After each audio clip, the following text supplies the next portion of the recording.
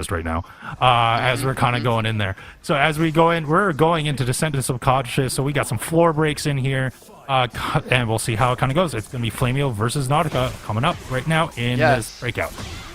Yeah, Nautica's going to want to try to get up, get away from the walls. Right now, already backed up against it. This is where Reina really thrives, that pressure, but doing a good job of forcing flameoo to step back. There you go, and now flameoo is now actually playing on the defensive as Nautica keeps up the turn. Now keeps going in there, but nice punish by flameoo to sort of stop it right there, and now we're getting the turn back. We're just going back and forth in neutral here, as both are in about less than half life.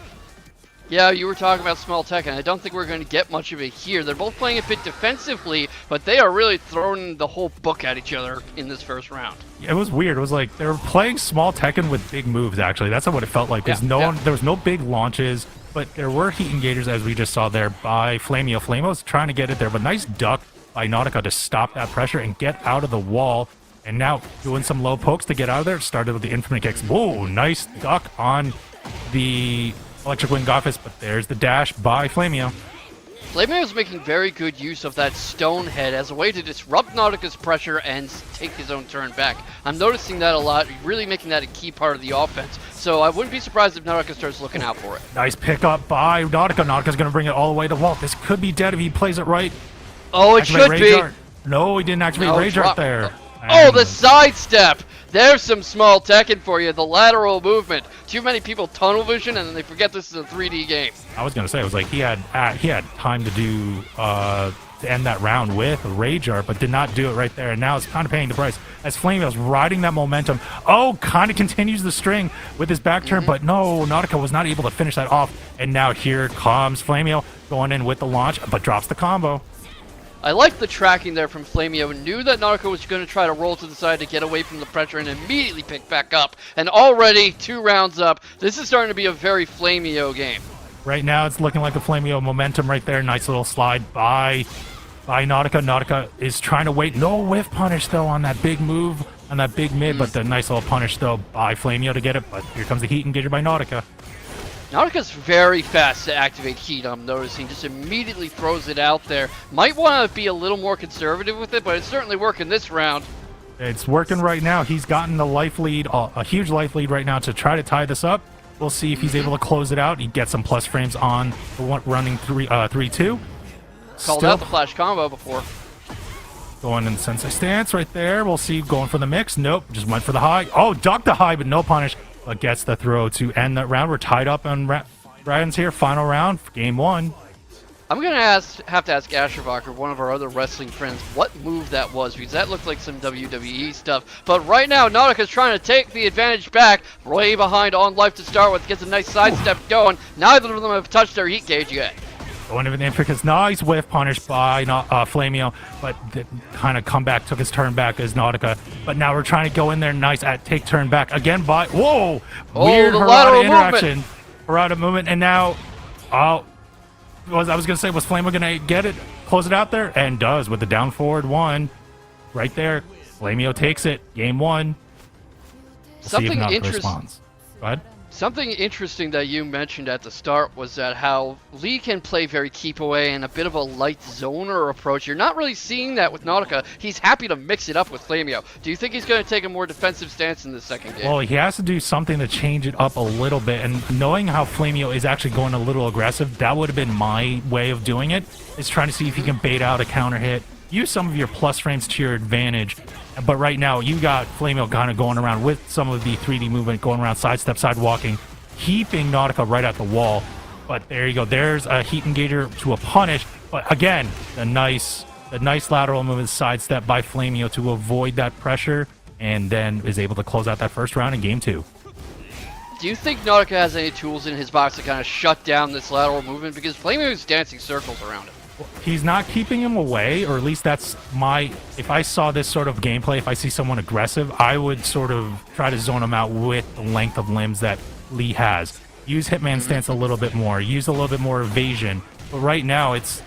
I guess he's just trying to survive. And there's all these weird interactions right now. Like, flameoo is just getting all the fortune here when it comes to the sidesteps. It almost makes you wonder if there's some matchup familiarity at play. He starts to close the distance, avoids the spring kick. One interaction away, 19 seconds left, gets the kill, ties up the second game, but you don't see as many Reinas these days, is what I was gonna say, so I have to wonder if Nautica is kind of learning the matchup live. I think he actually knows the matchup a little bit. It's just that he's not using the zone-up tools. Maybe it's just a different style arena that he's seeing, because like right now, flameoo is playing it very, very aggressive right now. And on top of that, is on top of the punishing as well. So it makes it kind of tough for Nautica here, as no electric wing Godfist, but just the plain one is able to close out that round. And now flameoo is on game point, or set point. Not only set point, but the floor is purple. One good shot away from potentially our first floor break of the set. You see Nautica warming up the lateral movement, getting some good side steps going, gets the launch punish. Right now, seeing if he can carry him up to the wall. flameoo splats, goes through the floor. We have a floor break, and Nautica's keeping himself alive a bit longer.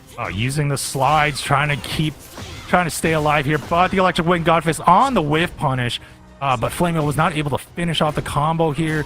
We're going to keep staying at the wall. Now we're kind of see who gets the next move. Nice armor by flameoo. He was the one to win that. But again, a big punish and a closeout by Nautica. We're going down to another final round, though. Survival point for Nautica. Set point for flameoo. And that's always where the stress mounts up, when you know you're one round away either way. No one really wants to get in this, because the pressure to deliver or to stay alive becomes immense. You both feel backed into a corner. Yeah, but there's some people that just go gung-ho, and right now it looks like flameoo just does not care, as he's just pressing buttons, going low. He's been going low a little bit more than I've noticed to sort of start off his offense, and Nautica's not really blocking many of that. Now he's starting to go back with the mids. But again, whoa! What the heck?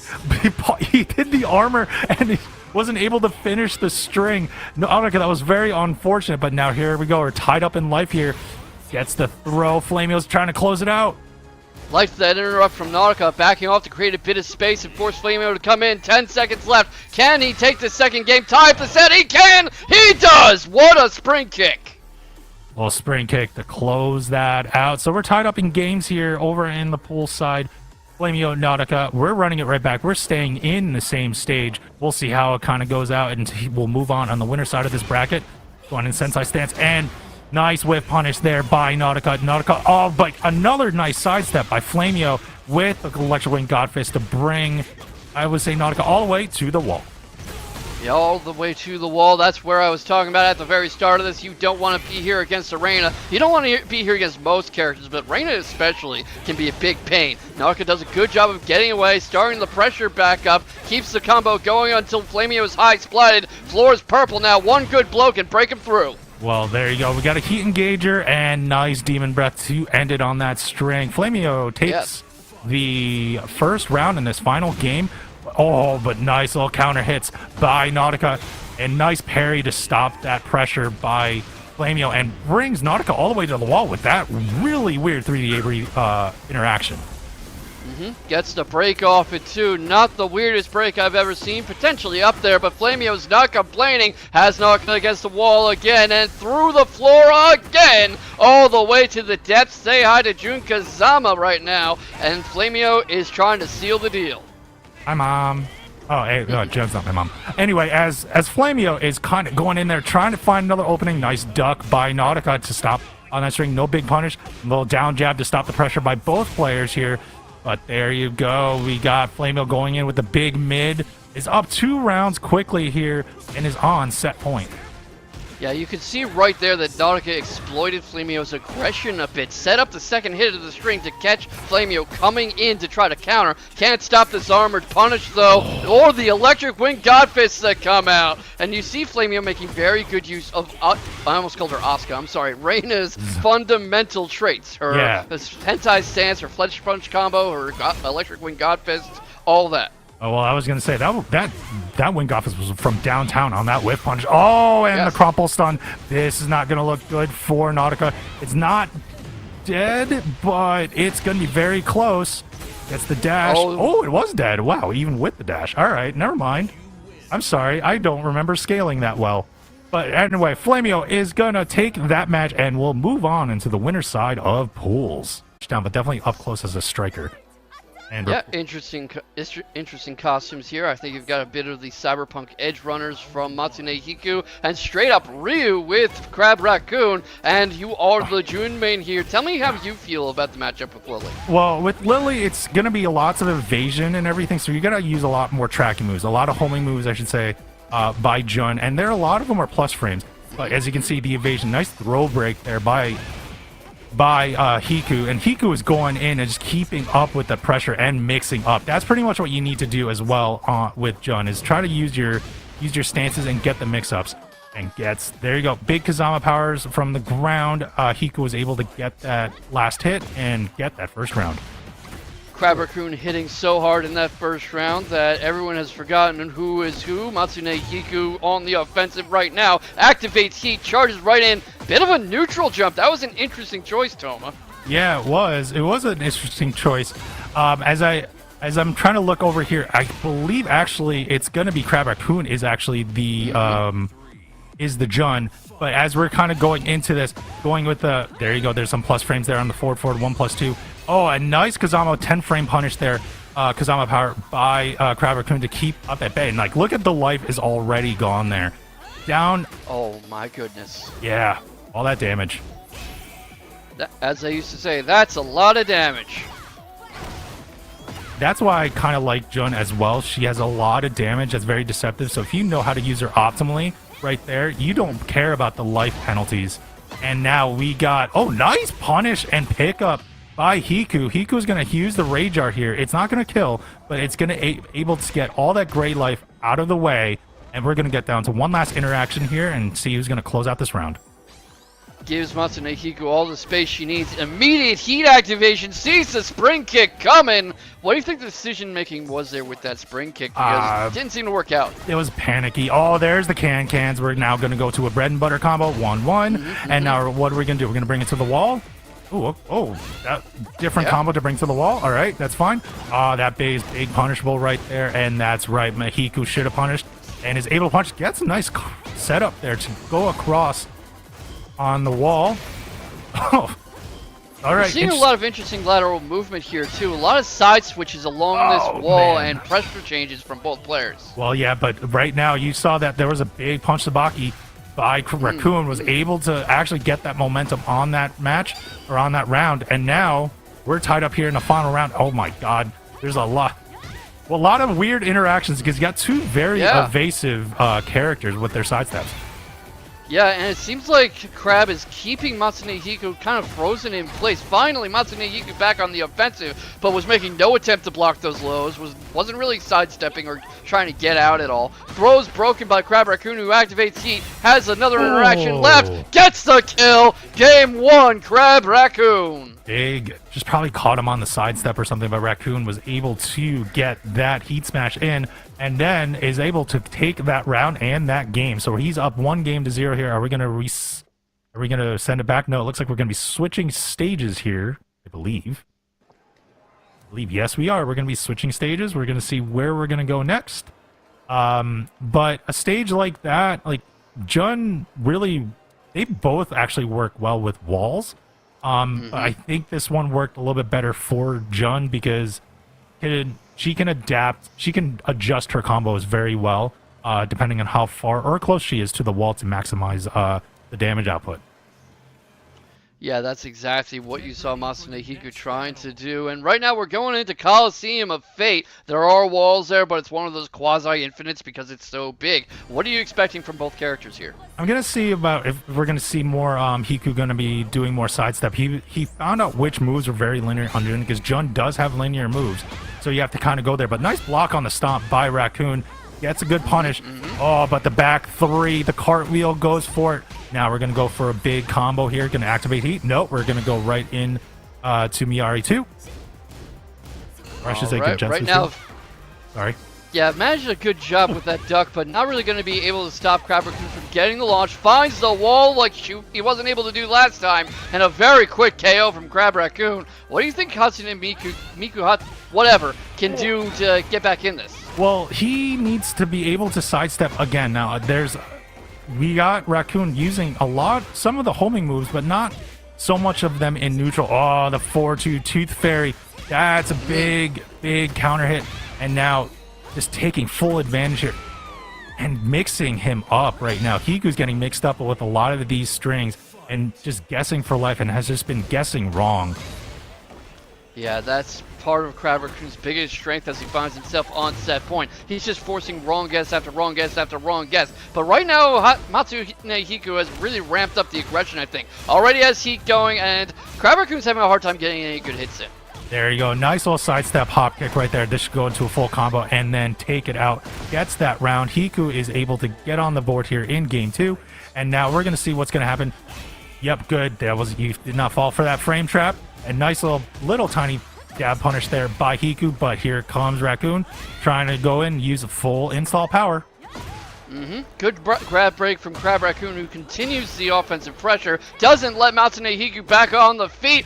Hiku gets a jump over. Let's see how well this combo lands. Gets a good carry. 66 damage into Rager. Oh, but it misses. I didn't think it was going to hit. It was weird off axis right there, but it's still able to continue the combo. We're going to bring it all the way to the wall. No, we're going to go with the unblockable instead with the wall splat. And now Hiku is able to tie it up in rounds here. Survival point for Hiku, set point for Raccoon. We'll see what happens here as we got some more good jab punishing and just trying to stop it. But again, getting caught with the big hell sweep of Raccoon is Hiku, and now Hiku's at a large life deficit.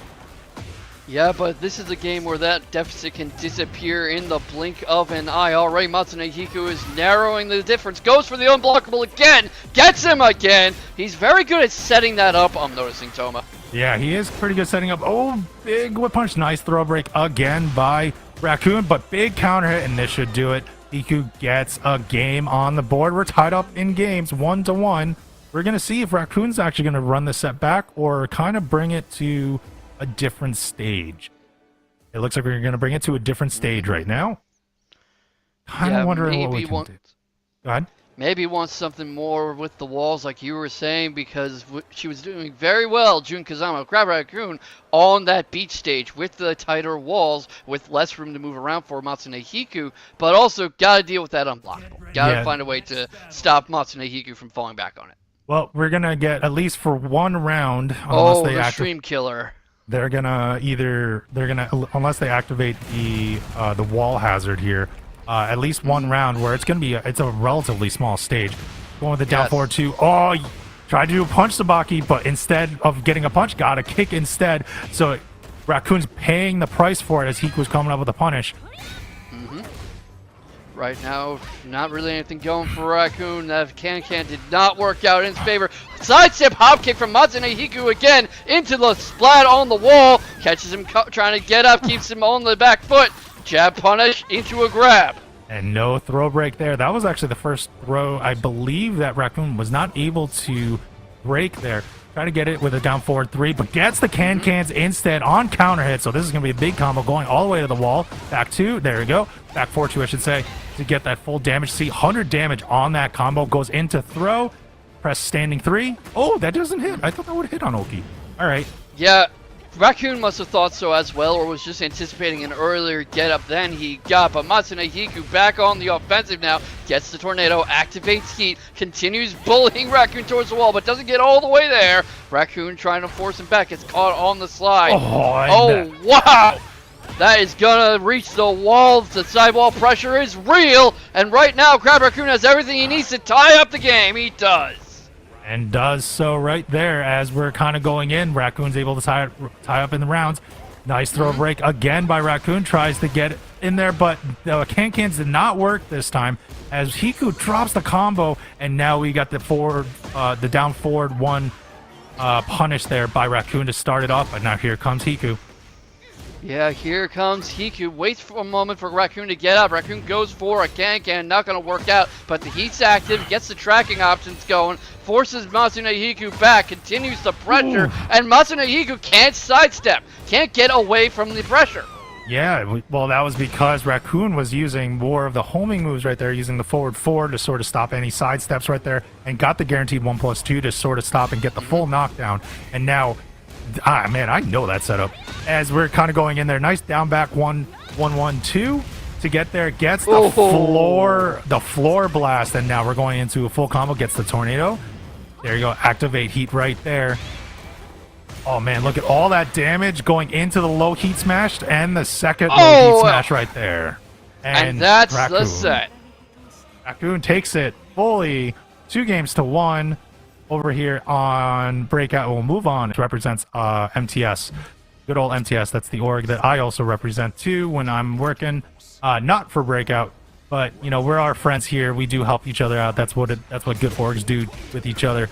And I thought it looked like we were doing a button test, but never mind. Big mid by FiveFour. FiveFour is now going to try to keep Snatcher at the wall and is able to, and then uses sword floor to keep at bay. Wow.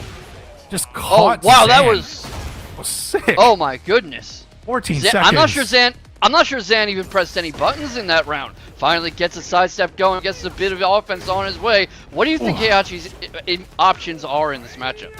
Well, I mean, he kind of has to go into his stance a little bit more, but I will say that FiveFour does know this matchup very well. We have some very good Heichachi players on our servers over here, so he knows the matchup very well and probably practices with them all there. As we get a nice throw break, a nice sidestep by FiveFour, goes in with the low heat smash, takes it out right there, and now keeping Zan over at the wall and goes in with the string with the mid and takes him out. And now we're already going with the floor is lava part of this stage. Yeah, and Zan Snatcher hasn't gotten even close to taking a round so far. Tries a bit of an interest kick to get some pressure going. Finally keeps FiveFour on the ground, bullying him towards the wall, but I don't think he's going to get a real combo going. FiveFour quick to interrupt. Does a low jab, tries to grab, it's broken. Zan Snatcher's trying to find a way out of this pressure, activates heat, and now he has some momentum. Oh, no whiff punish there though on the whiff by FiveFour, but FiveFour is trying to find an opening, try to get in a throw, but it was broken by Zan. Zan is trying to figure out what to do. Gets a counter hit. It's not taking full advantage. Oh, but gets caught by the heat smash. FiveFour gets hit at the wall, and Zan is able to get on the board here. Yeah, immediately able to get on the board, finally able to get some pressure going. But right now, Zan Snatcher, very good at consistently breaking these throws. FiveFour is going to have to do a better job of setting them up, or perhaps consider other options altogether. All right, and we're going into stance again, trying to mix him up. FiveFour is trying to interrupt and is able to. Gets the side wall splat. Uses the floor blast here to be able to extend the combo, get some more damage output here. Get it down to one more optimal combo, but nice wall standing too by Zan Snatcher. But a big miss and drop, and now here comes FiveFour trying to keep up with the pressure, and he's going to see if we're going to close it out. All right, bringing a gun to a fist fight as usual for Victor, as usual for the French people in general, and Zan Snatcher is making him pay for it. Lots of damage along the wall. We're seeing a final round. All right, we're seeing a final round here in game one. We're going to see how it nice little float, but no full conversion, and nice armor through by Zan Snatcher to get his turn back. He is in boss mode right now. We'll see how FiveFour is able to respond. He's able to get that launch, and now he's going to bring Zan all the way to the wall. Activates heat, gets tornado, and goes for the setup. Yep, gets the setup too. Immediate heat smash, and Zan Snatcher's in big trouble. Breaks another grab, but still stuck along the wall. Can't get out of it. FiveFour rather quickly takes the first game. All right, FiveFour was able to sustain and keep his lead in rounds, and was able to get that game. We'll see how Zan Snatcher is able to respond. It looked like he had some answers going into rounds 3 and 4, so we'll see if he's able to continue that momentum going in. But then again, a nice counter hit by while standing 2 by FiveFour. FiveFour is now keeping Zan at the wall, gonna keep it up with the damage. Oh, went for the setup instead, and now we're gonna see he's gonna try to mess him with stances. Right now he's doing a good job, but what I'm noticing from Zan Snatcher is he keeps getting bullied towards this wall, and once he's back there, it almost seems like he doesn't know what to do to get away from the pressure. I feel like he's trying to sidestep out of there, trying to wait for a move to get out, because again, Victor, it can get very linear, especially when it gets into stance, but it's just maybe not enough room, or he's just trying to wait for a little opening, because once you get an opening with Heichachi, there's a big damage output on him. Yeah, and right now FiveFour is trying to say bye, Hachi, because the offensive pressure continues. Zan Snatcher's got heat, he's got rage, he's got no chances to use it. FiveFour on set point off a perfect round.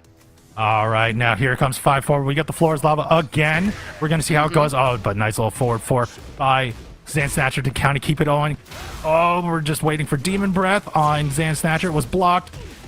Down back 2. My God, just trying to keep 5-4 at bay, and that looked like that was working. But here comes 5-4 taking his turn back, and now mixing up Zan Snatcher.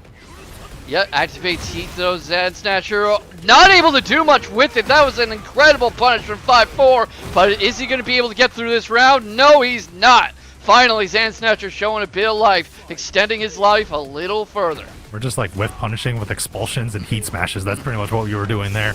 As we're kind of going in. Not broke. Yeah, but not broke. Oh, nice block by 5-4. He gets to go in with a little combo. Try to get a counter hit, but there you go. Use the armored move on the high and keeps Zan at bay. Uses the double slash low. All right, yeah. Gets the lows going. Zan Snatcher manages to roll away. I think that's what you were talking about, him trying to do sidesteps and rolls out of the angle of pressure. Finally gets some offense of his own. Bullies 5-4 away from the wall. Let's see if he's able to capitalize on this. Oh, the whiff punish! Oh, the whiff punish. That's going to be it! The expulsion. That Ranger's going to... Oh my God, that was crazy. That was crazy, K-Vox. Sorry, I didn't mean to interrupt you, but that was just insane how that went. That last interaction right there.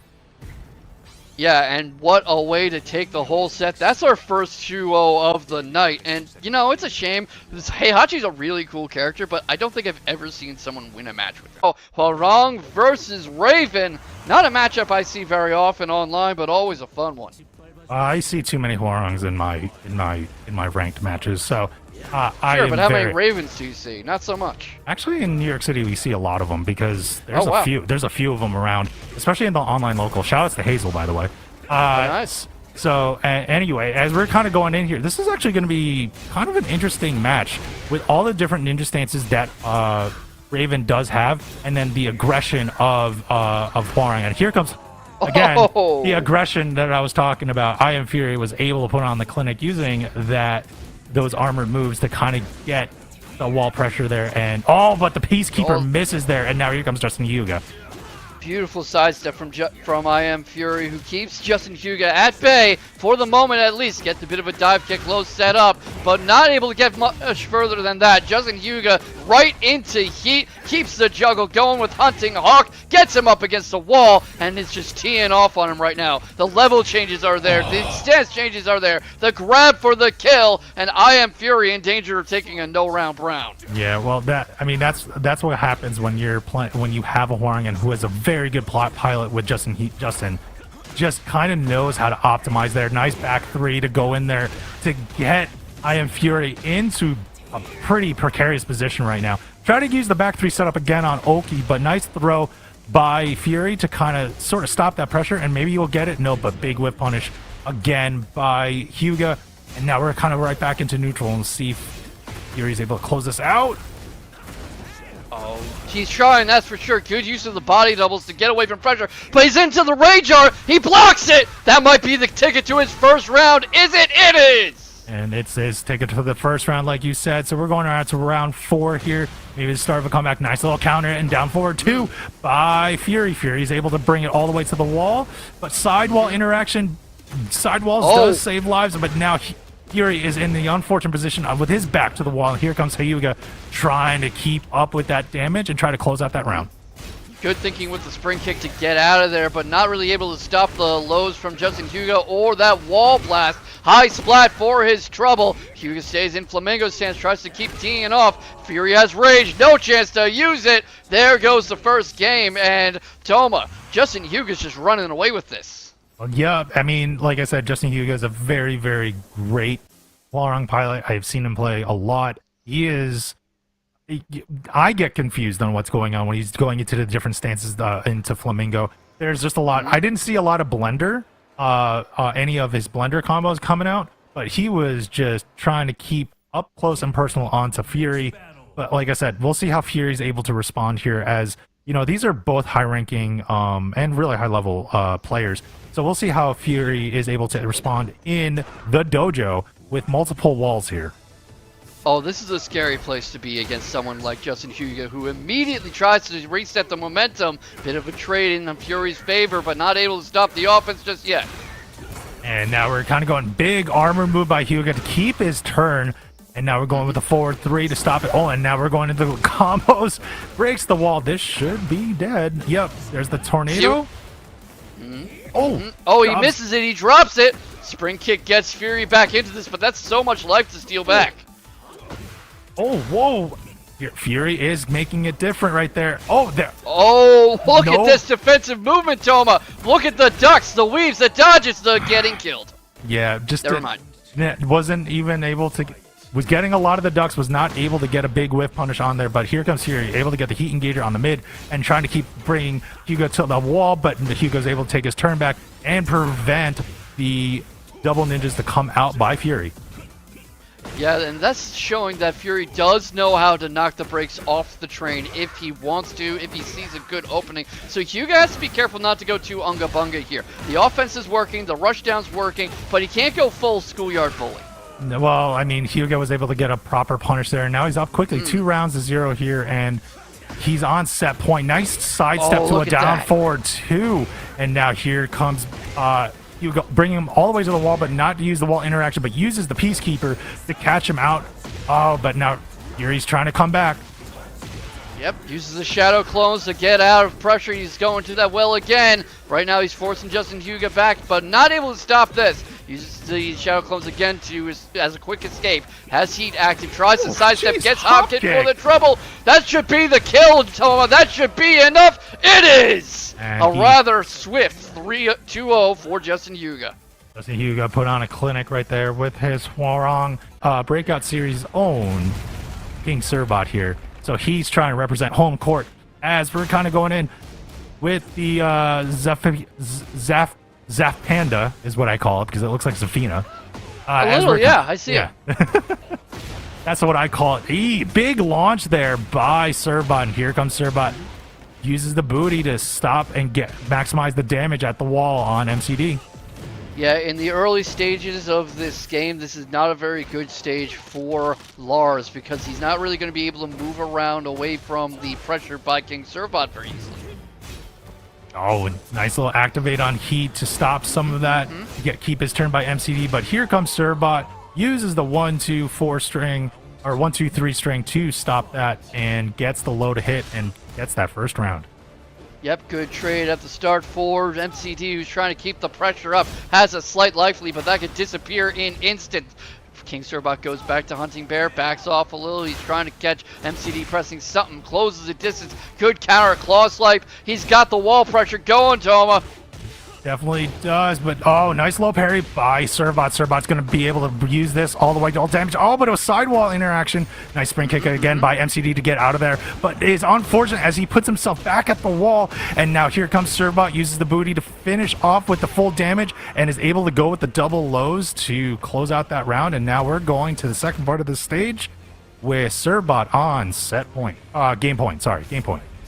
Now, this isn't a true infinite, but as the stage opens up more, it is a bit better for Lars, in my opinion. He has much more room to kind of run away from King Surbot if he wants. But right now, King Surbot is not letting that happen. Gets the floor explosion into heat, gets the juggle going, keeps the pressure going, drops the combo finally, eats up punish by MCD. Let's see how far he can carry him. Well, MCD didn't really drop the combo, just too far, but he's trying to keep his heat timer going. But now here comes Surbot with all that great life, trying to get it back, activates Heat Dash, and trying to get some of those plus frames going in there. And now MCD is able to spend for his Heat Smash, gets a little bit of Surbot, and gets a nice counter punch. Oh, but nice low parry. Low parry by Surbot. And the big launch, and closes it out on the Oki. Surbot gets game 1 here versus MCD. That's the thing about King Surbot and about Panda. That's why I said you can never rule a Panda player out. King Surbot is very good at Okizeme, at reading where you're going to try to get up, and also those side switch throws. Definitely so, definitely so. That is correct. As we're going on here into this match, we got Surbot already putting MCD all the way to the wall. And now here comes MCD trying to get out of it a little bit. We're reset to neutral here and trying to see who's going to try to bully each other. And then it looks like it's Surbot that's going to bully again MCD right back to the wall. He's got to be careful about going to that well again and again, though eventually MCD is going to start low parrying. Well, he hasn't yet, and if it ain't broke, it don't fix it until he changes, until he gets that low parry to make him think about it. I don't see a reason for Serbot to change any of his strategy.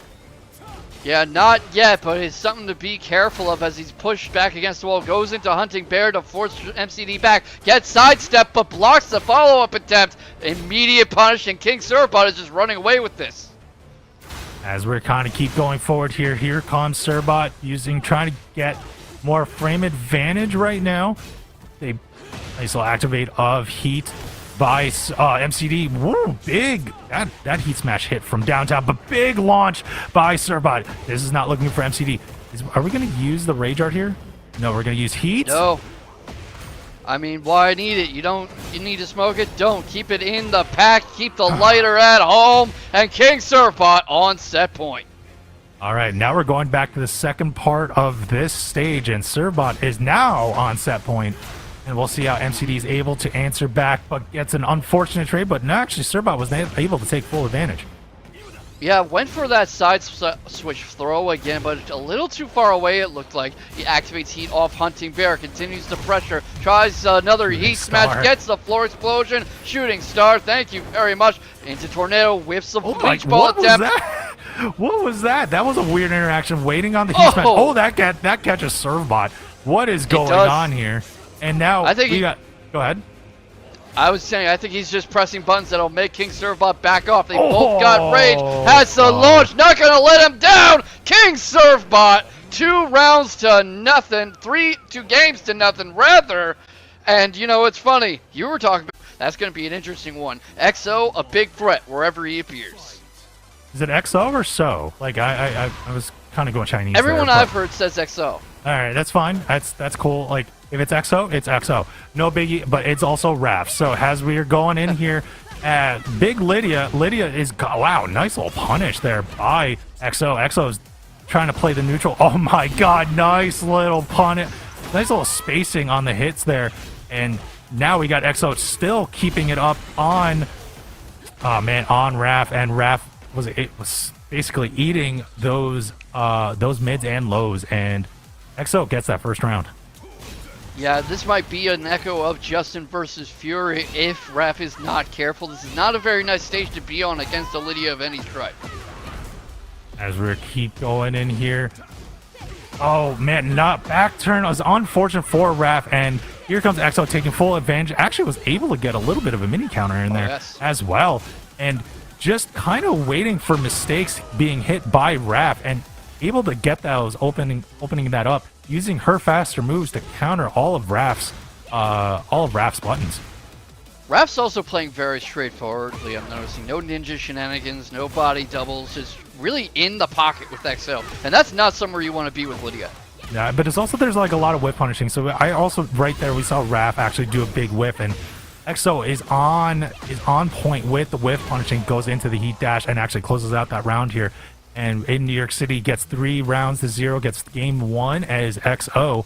Oni's XO as we're just running it back as that makes sense. A limo in New York City, that in Times Square, that makes sense. It's not unlike in an asteroid. But as you can see, XO is just trying to get the spacing and get the punishments is just on point right now. Yeah, the whiff punishments have been there all set so far. Right now, on the worst end of these little small Tekken exchanges, Raph finally getting some consistent offense in, activates heat, keeps up the wall pressure, gets a bit of a side switch going, but back on the defensive. Now XO has heat too. Let's see where this goes. Big counter hit, trying to get into shadow clones.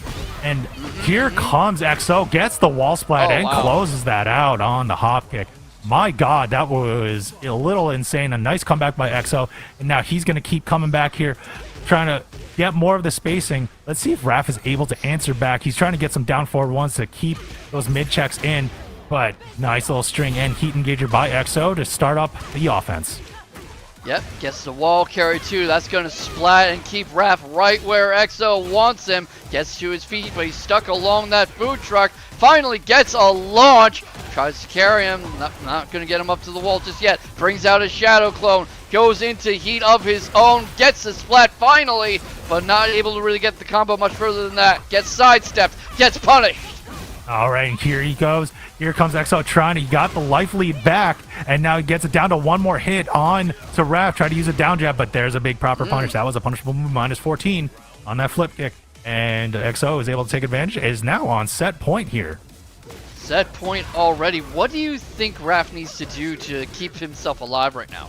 I saw him using shadow clones and stuff, but right now I am not really sure. It's really just making sure you don't whiff, because a lot of the punishment that XO was taking advantage of was all on whiffs. And right now he's trying to tighten things up a little, whip a little less. Not really much. That's much easier said than done against XO, who I didn't even get to finish my thought before he got the kill. That's a clean 2-0 from XO.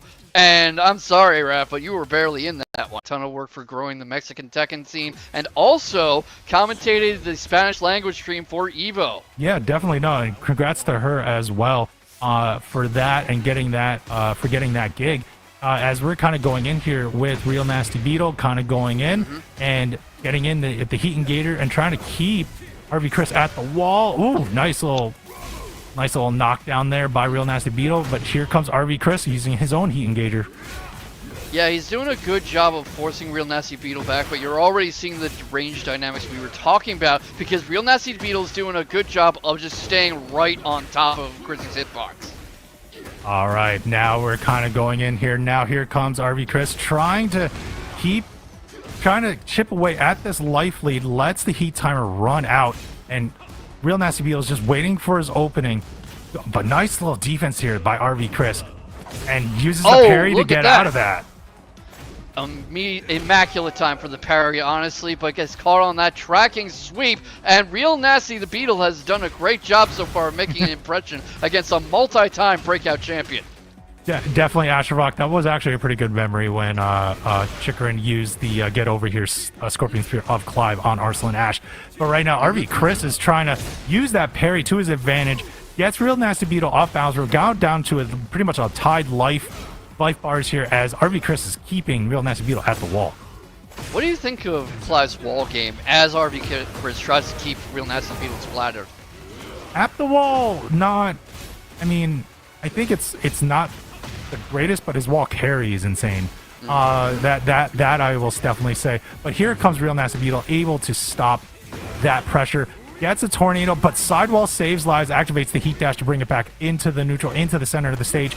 Here comes RV Cris, trying to play some frames. We're both in rage. Nice little back two and down four by RealNastyBeetle, and is able to get up here 2-0 here quickly in game one. He's doing a great job of anticipating RV Cris's responses. As he gets to the high splat and is already keeping the wall pressure going, doesn't really get the read in time on that roll get up to allow RV Cris back onto his feet. But in general, he's been doing well at reading what RV Cris is going to do.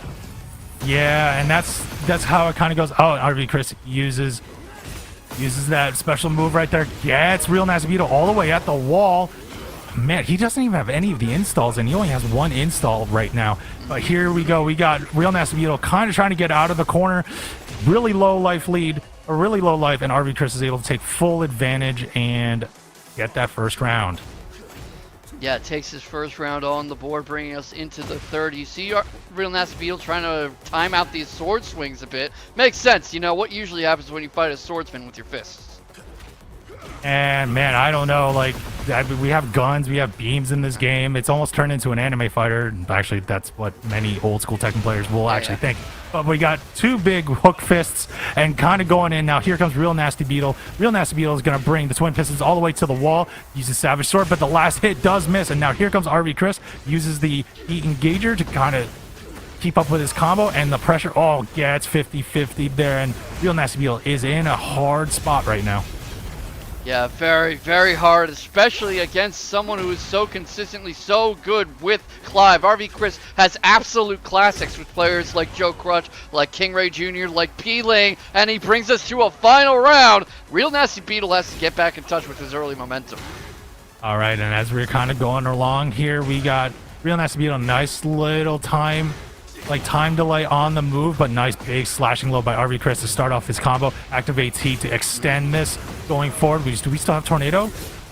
No, we do not have Tornado anymore, as you are keeping more. Oh, no throw break. And RealNastyBeetle is in a big predicament here with his back against the wall. Oh yes, but gets out of it, but almost immediately sidestepped. You see Chris's defensive awareness starting to come back. I'm aware I'm saying that while he's getting the living daylights comboed out of him, and as he gets splatted on the wall, RealNastyBeetle's teeing off, keeping him stuck up in there, keeping his guard high. Let's see if RV Cris can get out. Our Nope. RealNastyBeetle was able to get that throw and was able to close that out instead, as he was able to close out that final round in game 1. RealNastyBeetle gets that first game in winners top 8, and he's one step closer to getting in to a top 8 qualifying match. Yep, one step closer, and what a heck of a mountain to climb he has in front of him, because this is not an easy competition to beat. This is not somebody he can just walk all over. This is not some newbie. I'm going to repeat myself. This is RV Cris we're talking about here. Yeah. And as we're kind of going in here, we're going to go into Phoenix. I felt like I've seen Phoenix Gate like a bunch of times tonight in these pools matches. But we'll see. I think this could actually be more advantageous, especially when we get to the larger part of the stage for RV Cris, to utilize and optimize his combos for wall carry. But right now, RealNastyBeetle, gets punished. And here comes RV Cris. Yeah, right now he's not having a whole lot of luck. Cris is trying to restore that mid-range that Clive plays very well at, and forcing Beetle and that to back up a bit. To nastily back up, you might say. And now here we go. We got RealNastyBeetle taking a little bit of beating at the wall, and there you go with the big mid. RealNastyBeetle takes that mid, and RV Cris gets that first round. Yeah, perfect first round for him. Not perfect in game terms, but perfect in terms of execution. Right now he eats a nasty throw for his trouble. He's right there in the mix with NastyBeetle. Activates heat, tries to bully him towards the wall, but the hop kick, the can from Jin, and now he's in a world of hurt. Full Demon Pod going to Heat Dash, and here comes RealNastyBeetle again, extending the combo. Good job there, but he didn't really get the optimization, but still gets fortunate wall splat to close it out and ties it up in rounds. RealNastyBeetle kind of came back here. We'll see if RV Cris is able to answer back. Got a little bit of a whiff punish, but not able to finish that full combo, as now we got nice sidestep by RealNastyBeetle, and RealNastyBeetle is trying to keep up with the neutral with that armor move. Yeah, you see a lot of defensive responsibility from RealNastyBeetle. That people stereotype gym players a lot, but he's very aware of the distance of his attacks, where hitboxes are, his use of armor, his sidesteps, his blocks. Right now, RV Cris has done a good job of cracking him open. Gets the wall explosion, a little cameo from our Final Fantasy summons, and the tornado to cap things off. Is he on his way to set point? Well, we'll see how it comes. RealNastyBeetle is holding on, uses the heat dash, that's gonna hit, and that does hit. Yes. And it's a raw one, and it's not on counter. I thought it was on counter. So this will be a max damage type of thing. So we're going down to one interaction each, just basically equal life here. Yeah, this next one with 15 seconds left is going to determine who gets on set point. Right now, RealNastyBeetle's turtled up, but the low one gets him onto set point. He's about to send RV Cris, the recurring champion, to losers. Well, we'll see how it kind of keeps going here. Nice little get up low by RealNastyBeetle to stop that pressure, get the armor, stop the stance by RV Cris, and RealNastyBeetle is just keeping RV Cris at bay, timing out and countering a lot of his moves while he's in stance. And now this is not looking good for RV Cris. Gets the floor blast, and here comes, oh man, even more on the ground there. And just RealNastyBeetle just keeps coming at, and here RV Cris uses armor and uses heat to get his turn. But that sidestep. See how it kind of keeps going. That sidestep might be the decisive interaction. 20 seconds left. That jab does it. 1-2, good night, RV Cris. He's going to go down in losers, has another chance at making top 8, but RealNastyBeetle takes the 2-0. With Xiaoyu, but that's all right. So we got Jin. Pling is one of the Moku Jins of online Tekken over in NA. Extremely versatile player. He has a Lidia in his pocket, which is actually where he won his last breakout title. Used the Lidia. He's famously playing Xiaoyu, Yoshimitsu, Feng Wei. He's kind of just an all-rounder, especially with characters who are very evasive and defensive. So Lidia is a bit of a break from type, being so hard-hitting and linear. Yeah, but I mean, again, it's just like knowing the fundamentals that Peeling does have, as you can see right there. Yes. Trying to mix up Axel, and was able to mix up with that stance as we're kind of going in. But here comes Axel. We're tied in life, keeping Peeling out of rage, which is actually pretty good now. Peeling's in rage. Nice throw break by Peeling, but now here comes Peeling trying to get more spacing. Tries the low, but gets properly punished by Axel. And Axel gets that first round.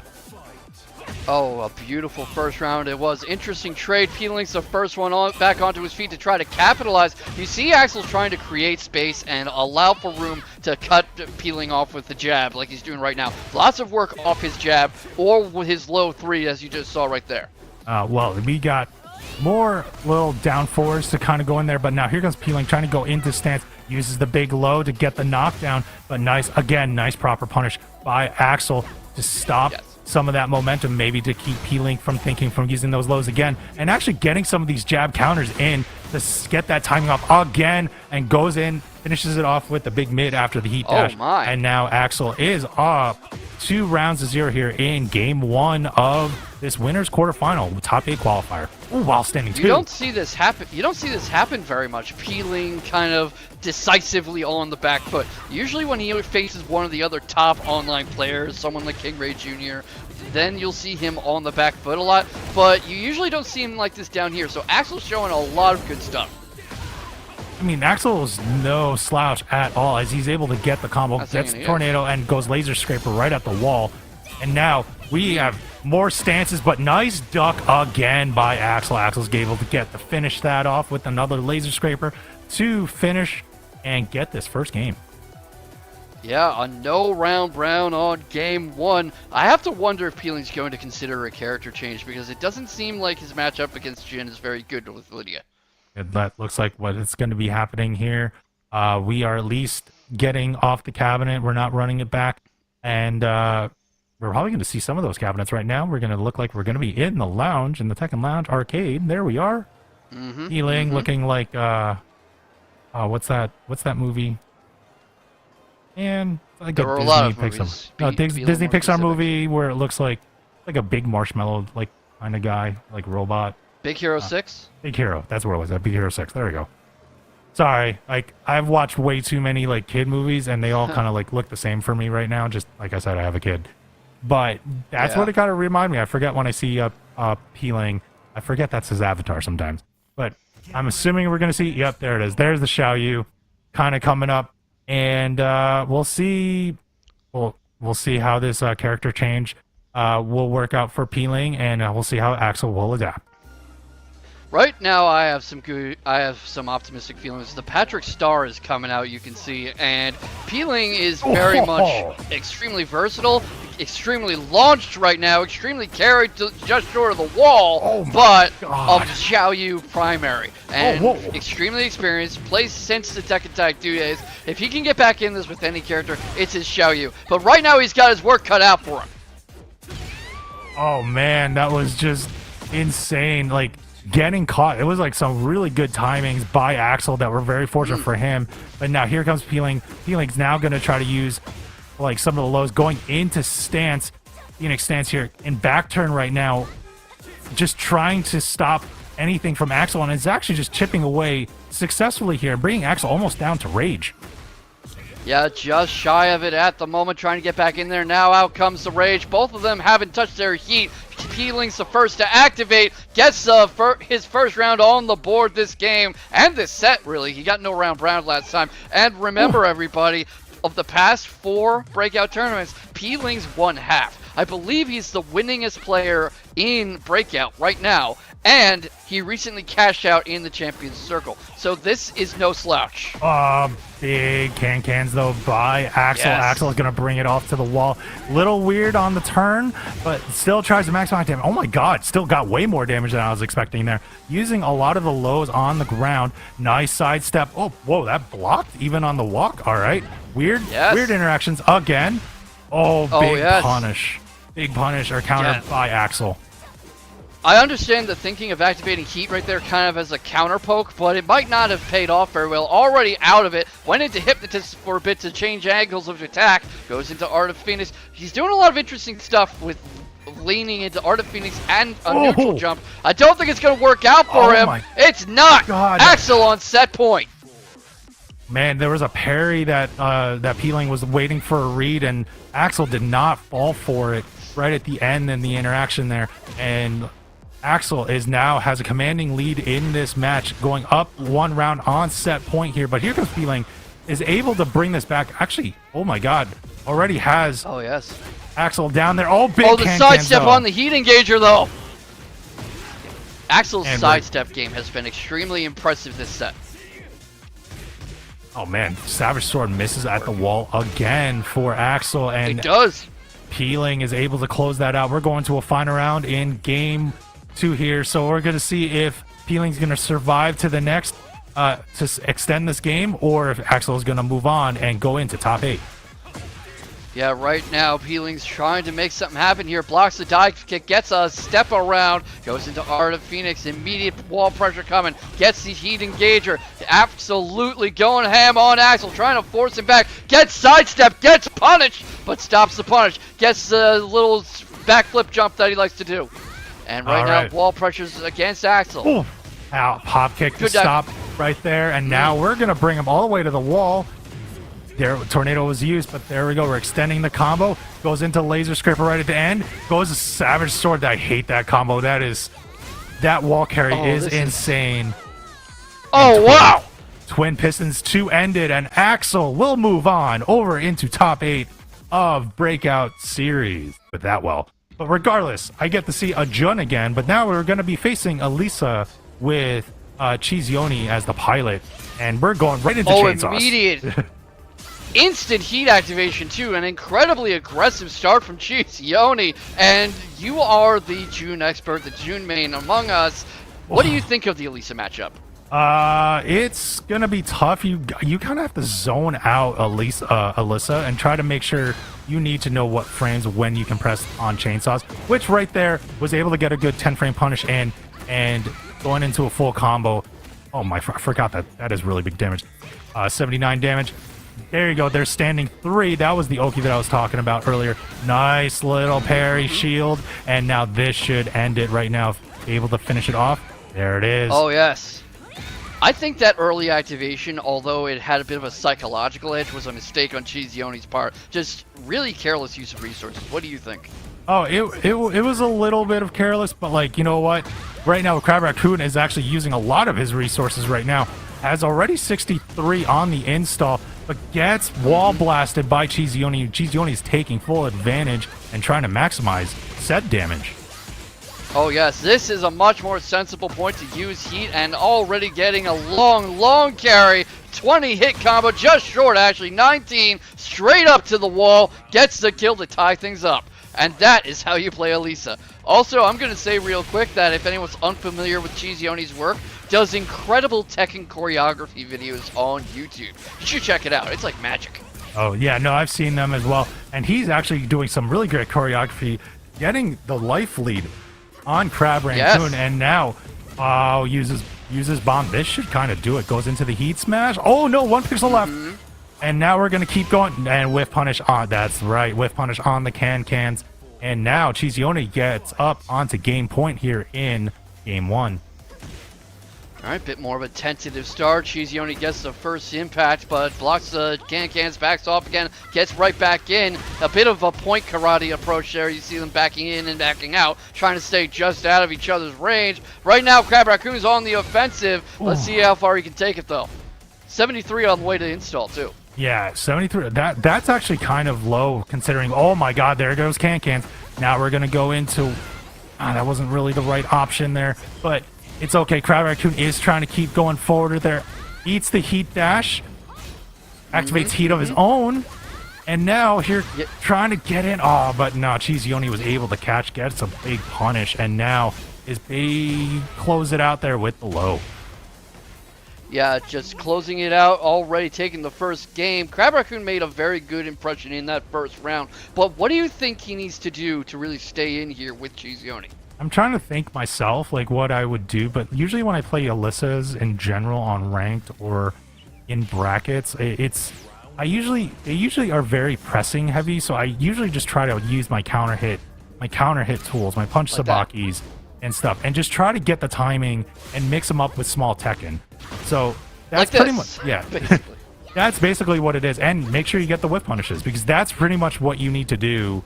That's what makes Jun actually really powerful, is her whip. She has the best whiff punisher in the game. It's the forward 2/Tooth Fairy. Like, you need to use that, but again, Alisa has really good evasion, and CheeseYoni is exhibiting that as he uses the heat smash there off the sidestep and gets up 1-0. Yeah, 1-0, and this is not a situation where Crab Raccoon has much room to maneuver, not much room to allow this kind of thing to happen. Was doing really well at consistently countering CheeseYoni in that first round. That's why I was so amused when you were talking about counters, but not getting much chance now. No, not getting much chance now, and CheeseYoni is a very, very conservative Alisa. Really just kind of waits for his openings to go in and uses the frame advantage right there, and big whiff punish again. But there's the big shove by Raccoon, but the forward two, or I think that's back two actually. I always forget the button on that. But basically, that big forward armored high by CheeseYoni is able to close it out. Yeah, great job closing it out, putting himself on set point already. CheeseYoni is tornadoes countered. Right now, Crab Raccoon's trying to play more of that whip punish heavy game you were talking about. Gets CheeseYoni up against the wall, tracks him as he tries to roll away, but gets sidestepped, gets sidewalked, gets countered on his own, and CheeseYoni has heat active, has the life lead. This is closing short tightly for Crab Raccoon. Yeah, it's really looking not good for Raccoon. Yeah, it's the spacing to whip on the heat burst. Ooh, gets connection on the heat smash by Crab Raccoon. Right into the chainsaw counter though, yeah. And that's gonna be the set. There you go, and CheeseYoni cannot barbecue. This has to be a losers match. I don't know which one. Yes, looks like losers top 48. We're gonna keep going through, see what the losers end of top 8 looks like. Right now, a lot of pressure from Fury though. Smoking Hot Barbecue's having a hard time getting anywhere with this. Yeah, we're gonna be like basically losers round 3. So two, if you win this, you have 2 more matches to get into the losers top 8. So yes. We're gonna see how it kind of moves on.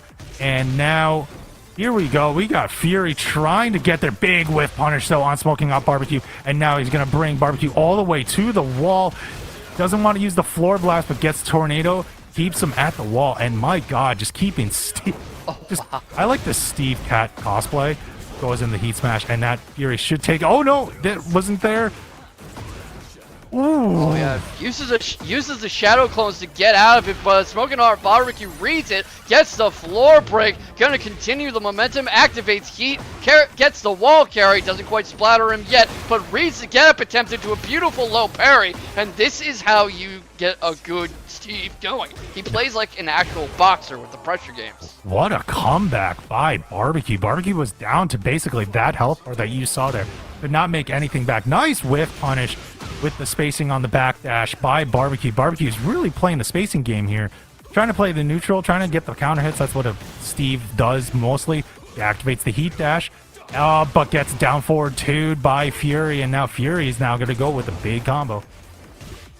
Yeah, great combo from Fury. He's doing his best when he's able to get these long combos going and prevent Smoking Hot Barbecue from really pressing anything. So now Barbecue's back in it, gets the wall splat again, and his wall game seems a lot better than Fury's. Well, right now, but there was some good fortunate or unfortunate trades. There were just some trades that no one really took full advantage. But nice sidestep by Fury. Oh man, here comes Smoking Hot Barbecue, and he's able to get it out. Yeah, I loved that little suplex he did. Not really a legal boxing move, but then again, I don't think cat ears are boxing legal either. Definitely not, but nice stuff by Fury to activate the heat. Oh man, really? I always forget about that combo by Steve. But now Smoking Hot Barbecue has a huge life lead, still has heat, activates the heat smash, but it was interrupted by Fury. Fury's gonna bring this. Oh, I thought, no, was not gonna floor blast that. But anyway, we're gonna bring, oh my god, Smoking Hot Barbecue's now all the way to the other corner and is stuck, and Fury took full advantage and gets that round. Now we're going to a final round in this first game. Already a final round, incredibly fast-paced action, which makes sense here in Losers Top 48. Neither of these guys want to go home this early. You know, it might be a 1250 prize pool unless some of the lovely people in chat get that a little higher, wink wink. But it's still glory, it's still dignity, it's still reps. No one wants to go home with the bad taste of defeat in their mouth. Oh no, and we got Smoking Hot Barbecue trying to go into stance, but try to get a good counter, but the Shadow Clones threw him off. And now here comes Fury. Fury has a huge life lead, should be able to close it out. Nice block, though, by Smoking Hot Barbecue, but gets hit with the low, and Fury is able to close it out. Almost got the commentator's curse.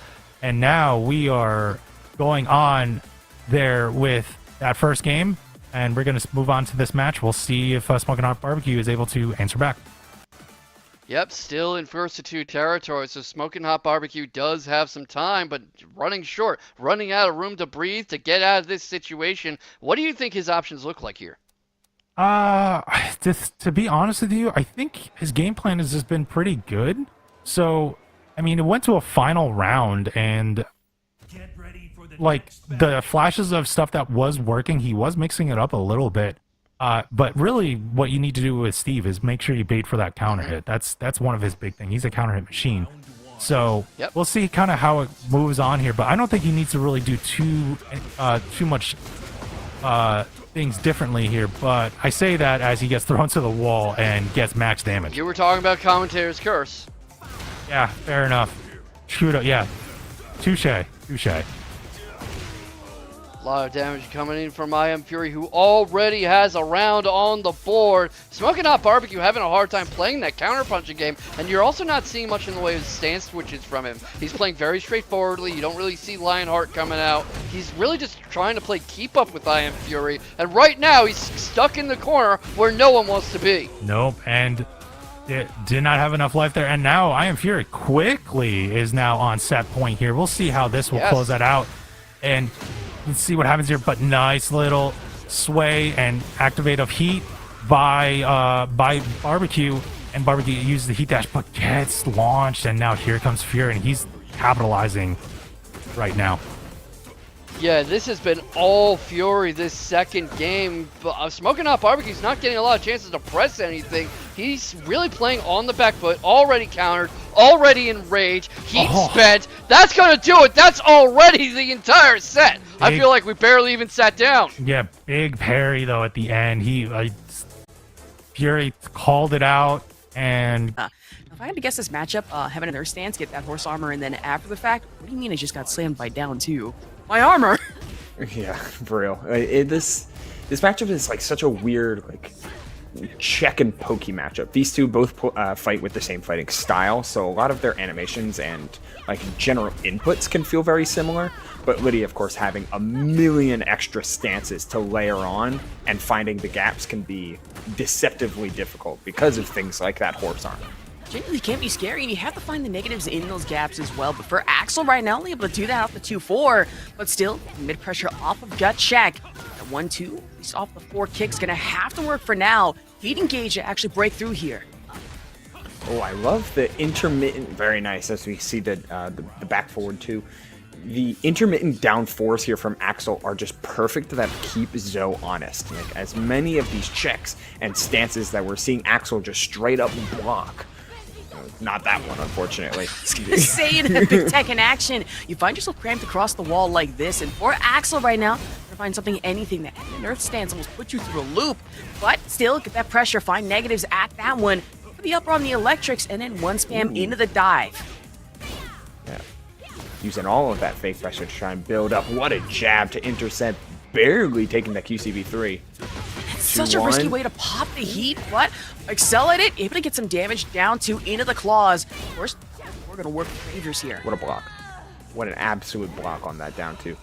Holding steady and keeping up with this just simple poke back and forth game. And Jin, he's a chameleon a lot of times in this game, can play at every pacing and every timing, thanks to things like 2-4 and two jackknife, 2-1 for all of his different individual hits. But this is a fucking steamroll of pressure here from Lidia, who goes for the unblockable.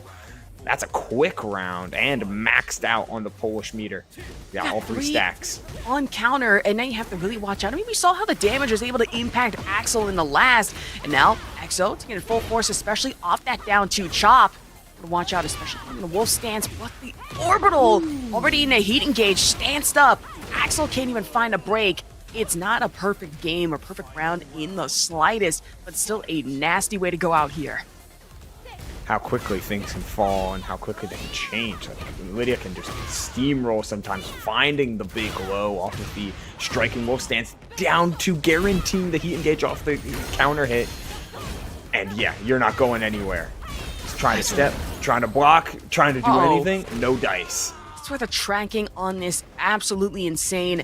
That's gonna be first round over to Exo. Honestly, I really gotta ask, how are we feeling about this matchup, especially with Axel's Jin? I always feel like this matchup is so rough because Jin doesn't have that extra elongated pressure that Lidia can have at her disposal, nor does he have the big sweeping ways in that Lidia can flex. Things like QCF4 and Forward 4-2 are so powerful because you have a range 1.5 way to go right to range 0 and get the party started, hopping in between your different stances. Jin doesn't necessarily have that. He has good pace breakers, but he's got to condition you out of sidestep first, which Zhou has been representing early and often. Case in point. Right, and honestly, when it comes to a lot of the sidesteps and conditioning that Axel's really trying to set up, Exo is more than likely there to say, you know what, your tracking be damned, I'm still finding a way to punch through it in the first place. And just like that, Axel, swinging the dive in, has to recuperate off a wall standing 4, and still, good duck on the orbital. Oh, finding a huge wall rising 2 here, gonna get the full combo going. Oh, doesn't a little bit too not enough stage in order to really extend that combo further. Giving Zhou a chance, tries to check, but a little high crush guaranteed the follow up. And that's Zhou taking round 1. Into round 2. Now, there's that round start. 1 to down 4. Watch, especially mostly mid gut checks, but Axo putting the duck into opportunity. Ooh, okay. Raw stance into the Zenshin 1+2. Just peppering with these lows. Eventually, one of them's gonna get found out. I was about to say, conditioning maybe a little too close to the sun here. In this case, the Polish Prime Minister, low parry into a confirm. Now I'm gonna watch out, especially back against wall like that. Their stance momentarily, break it up off the 2-1. And the wall splat off of this. Look at the damage. 82%. Guess for your life. Once more mid, and then kept the string going. Ripping that string in the corner. Super nice. You've been seeing Axel try to poke his way out of things with jab and with 2-1 as any means to stop the onslaught. Especially off that last Lidia hatchet kick, you really have to watch out for again. But bringing up off that 1-2 overhead, not going to work in your favor, even into the heat engage. And now Axel forced to play defensive game, sidestep, launch. That's only going to guarantee a little bit of damage here. Man, another one of those of the heat engages after. And look at oh no, Oh, this is dead. Asher. Oh no. Ooh, my back. 96 damage just out of nowhere. Zhou's got the routes online off a sidestep, sidewalk. Armor doesn't matter. It's there, it's online, and that's a quick low crush to have rampant amount of plus frames going from a multitude of ranges and free extensions of pressure. Makes it very interesting to see, like, hey, if I want to play the checking game, I need to assert my will and not my fake frames, but my true, honest frames. And that's what Nina can do best. Just take over a game. Yeah, but true, then you have to also consider the chainsaw chip damage that CheeseYoni's Alisa still has to offer leading into gut check. I will say, costume-wise, though, tell me why my ass was really about to say Doug Dimmadome, but then I saw it without the hat. I'm like, oh, that's Emma Frost. That would be sick.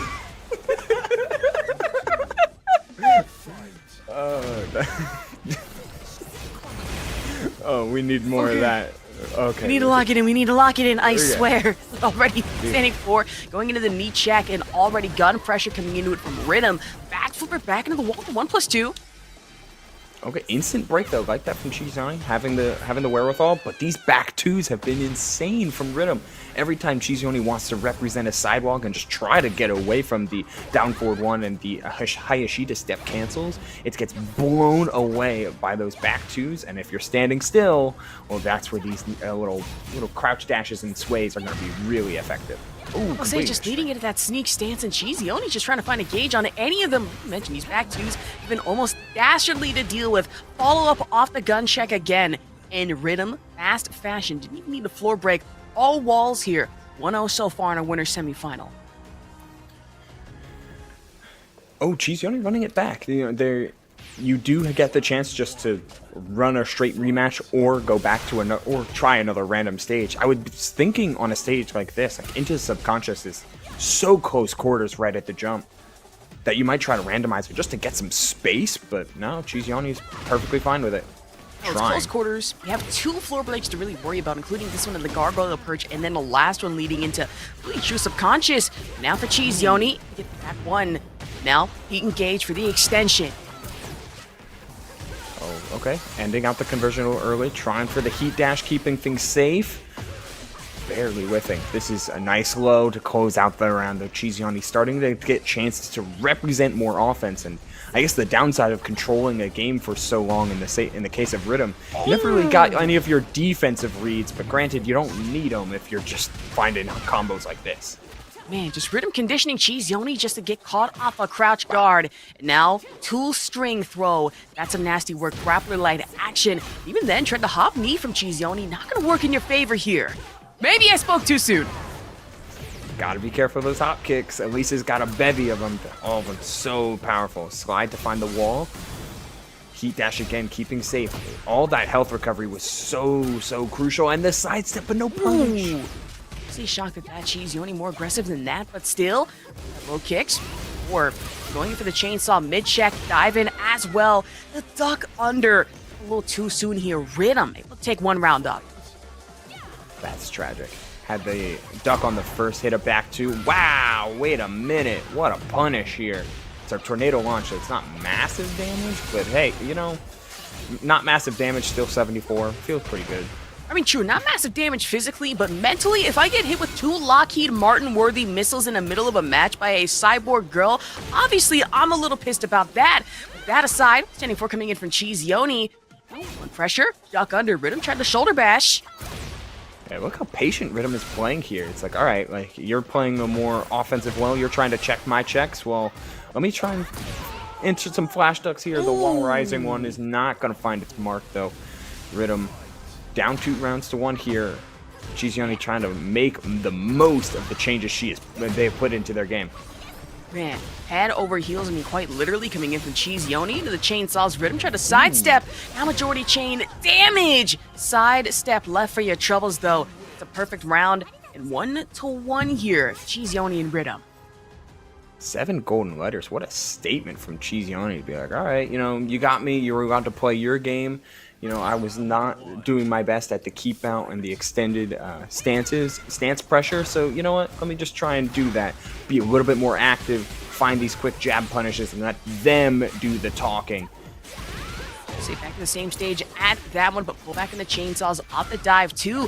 CheeseYoni gonna close the gap a little too close for comfort. If you are Riddum, heat engage, side step right. Heat engage for your troubles. Oh, another cheeky sidestep there. Back to completes the string. That's a wall splat and a half here, Ash. And we're picking up after the attempted attack get up. Say not careful enough. Dead! A wake-up grab to get you right in the middle of frames in the round 2. Riddum, clean from it, adjusting to the pressure, but still getting poked out by some small damage. You wouldn't know it by looking, but all these assassination arts take a lot of inspiration from Aikido, so there's plenty of different throws, yeah. Okay, that's actually terrifying, but also fun to know about. That's what makes her so good. It's all about up close and then joint locks and throws, and she's all about all that, with a gun to boot. Hard to say, not 1 gun, but 2 guns. And of course, 2 fists right to the gut again. Riddum in a round 3. Floor is lava. Haven't seen any of the true launches in order to break out this floor. Instead, it's been a lot of just counter hit and punish follow-ups to keep the pressure alive. Engage, get that extension. Unfortunately, a little bit of chip damage to guarantee. CheeseYoni full risking it on the expenditure. Now, sidestepping the dive, chainsaw highs, but eat this mid, says Riddum.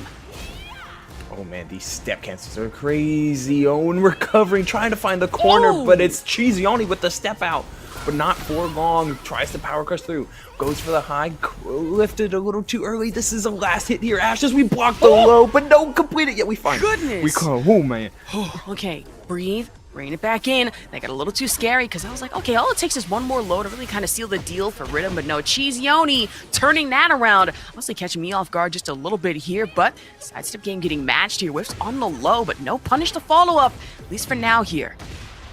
Cannot believe that wipe the floor went unpunished. CheeseYoni again spending that heat quick as the sidestep getting caught by the down forward two. Oh! Dropped the combo. Unfortunate. I'm honestly surprised that Heat Engage didn't hand as best as I really predicted here, but now sidestep left again, chainsaw triple damage, trifecta from CheeseYoni, but still traded damage, gets knocked down, and Riddum winning the chow here. And it does hit, making sure it connects, keeping the combo simple, finishing off the round with a Rage Art, finishing off the set with a Rage Art. 2-1 finish. Lightning fast, and all about the variability of the usage of heat in that set. And I feel like Today that I will finish. Instead, we got our next match coming up. And you know what? I'm looking forward to it. It's that storyline before the storyline match. yeah, some infamy. We got the Dante Lee Xiaolong. Then up against the R&B JustinHyuga on that Hwoarang. This is truly going to be a battle of timings and a battle of spacings a lot of time. Lee's got some good range on those kicks, but he's got to find the right hitbox and the right time to find those big counter hits. Meanwhile, Hwoarang, not just a masher, also one of the best defensive characters in the game, can really spiral out of control if you press into him at the wrong time. And I'm saying the word masher with Hwoarang, I will say that in a derogatory way, because this character, insane with it. You have Flamingo stand spam into it, have to guess the mix-up. Is it a mid? Is it a low? We will never know, and I will never tell you. But try to hit engage instead, go for the feint option into the mid blow. Yeah, if there's anything that JustinHyuga is doing really well, it's not only with that sidestep Plasma Blade, it's also the flexibility that we're been seeing. Like, the way...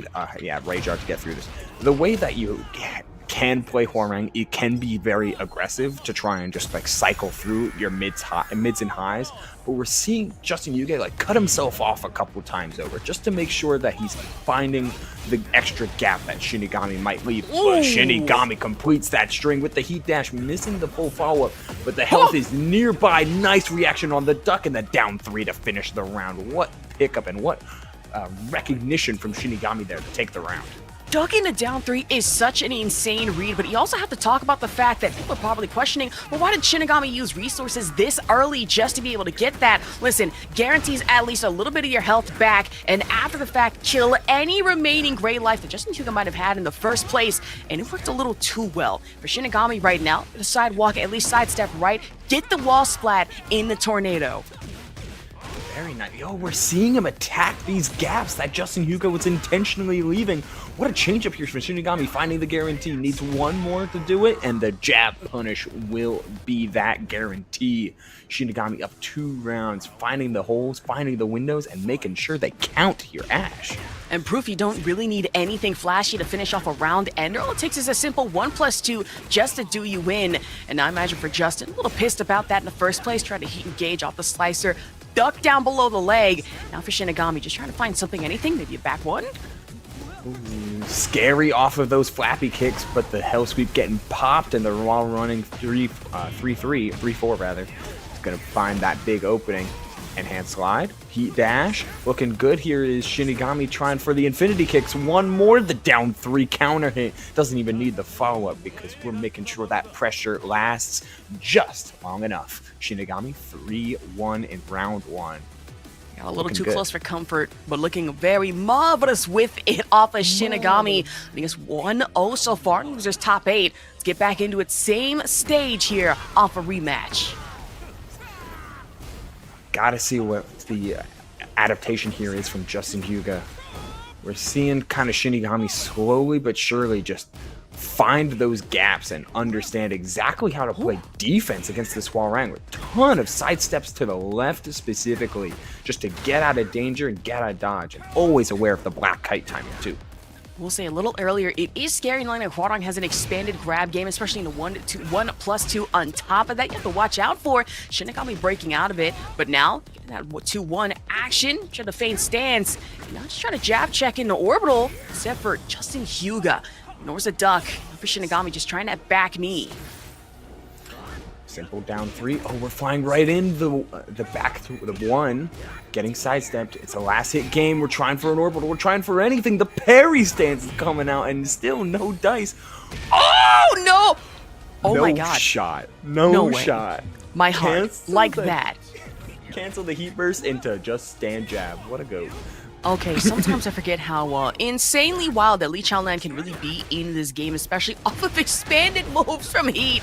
But instead, eat this tornado, says JustinHyuga, and back against the wall. Right flamingo stance into the 3, but now back turn kick.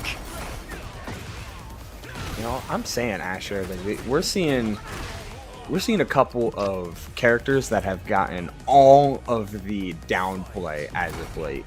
Hwoarang is insane, top 5 character low key, and Lee, now that the consistency buffs happened, he is just as explosive as so many of the rest of the cast. See, if you ask a few key people here in SoCal about what do you think about Lee Chaolan, you're getting 2 answers. Downplay. Me? Downplay? I would never. And another saying, oh, I know he's strong. I'm not going to say anything about it, though. Which is quite True. understandable. You want to shut Honestly, up about that your one's character. Real as hell there, Asher. Oh, nice stuff in order to find the wall standing 4-4. No heat engager, though. Uh-oh. But the good heat engage, heat for heat, actually breaking through some armor here. But the 1+2, the back turn 1. And now for JustinHyuga, still able to break through. Get the flappy kicks into Shinigami. And now, taking this a floor blast situation. I mean, the floor is quite literally asteroid lava.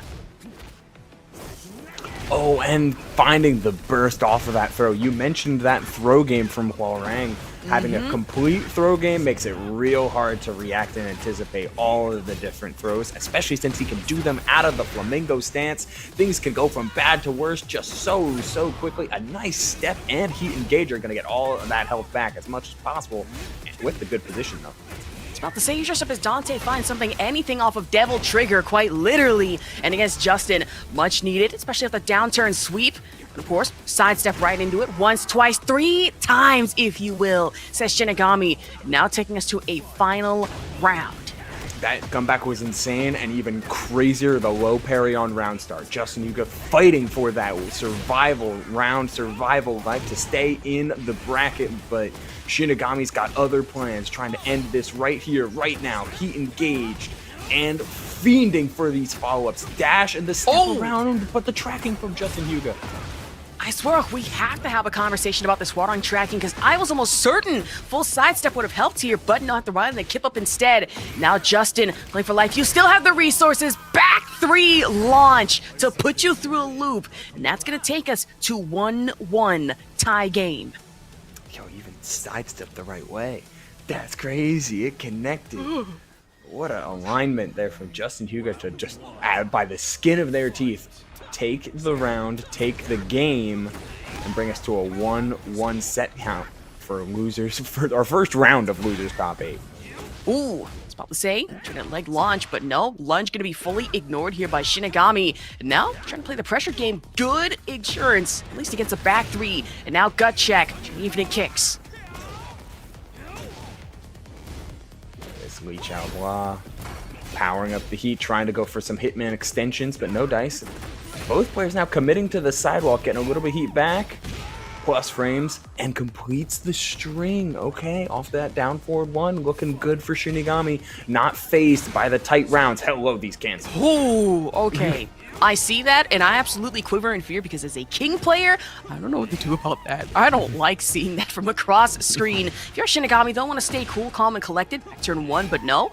Almost went off the trade in damage. Let's rely a lot on his back 3-3s, but for JustinHyuga, at least stance cancel.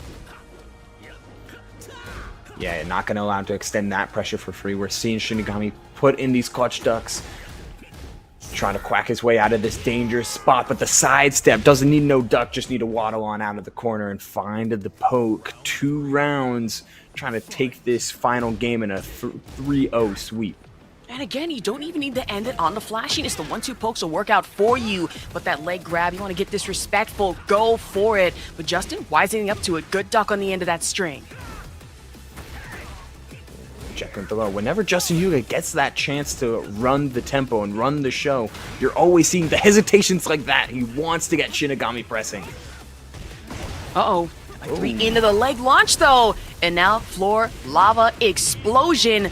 Wall splat, though. Go for the heat engage off the extension. Not careful enough, and JustinHyuga would be dead. I say that. Already full expenditure of the heat. Snap kick for Shinigami. Put you up by 2-1. In addition to the Ling Xiaoyu. So some extra experimentation, and lo and behold, we've got Tsunade on screen. I was about to say, I've seen plenty of characters come out of Pling, whether it be the Tsunade cosplay Lidia, the Heichachi, the Fang, the Xiaoyu. One time, I did see a Pling King, and I can tell you it is as scary as one could imagine. But, trying to go in the shift stance instead, heat engage coming into it from Cris right now.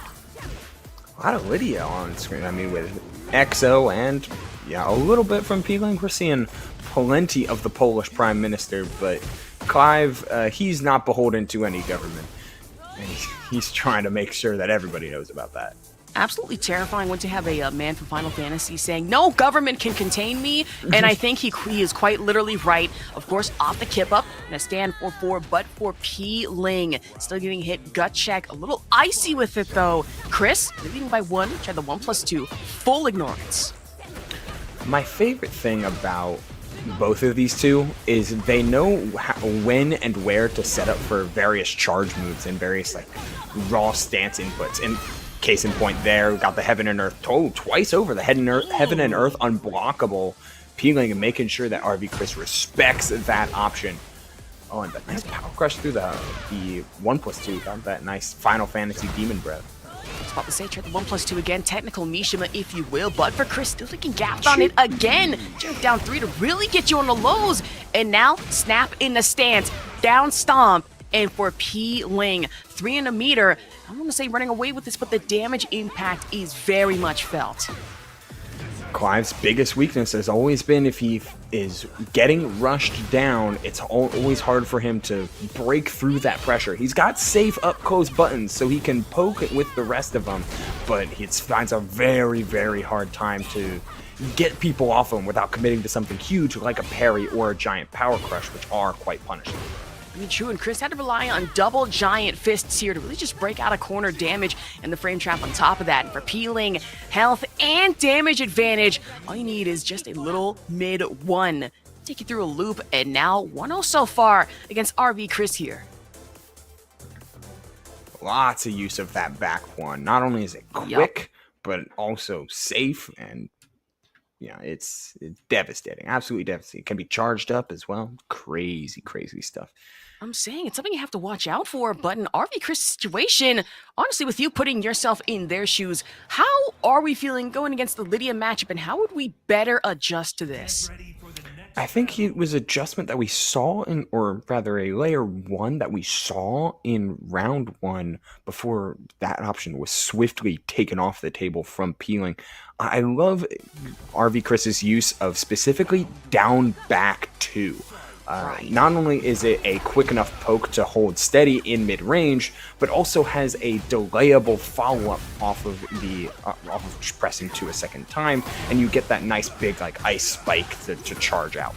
Like those type of inputs are really good, are typically very good at shutting down characters with linear approach options, and that forward 2 certainly counts, especially if you're not trying to be in this position against a Lidia.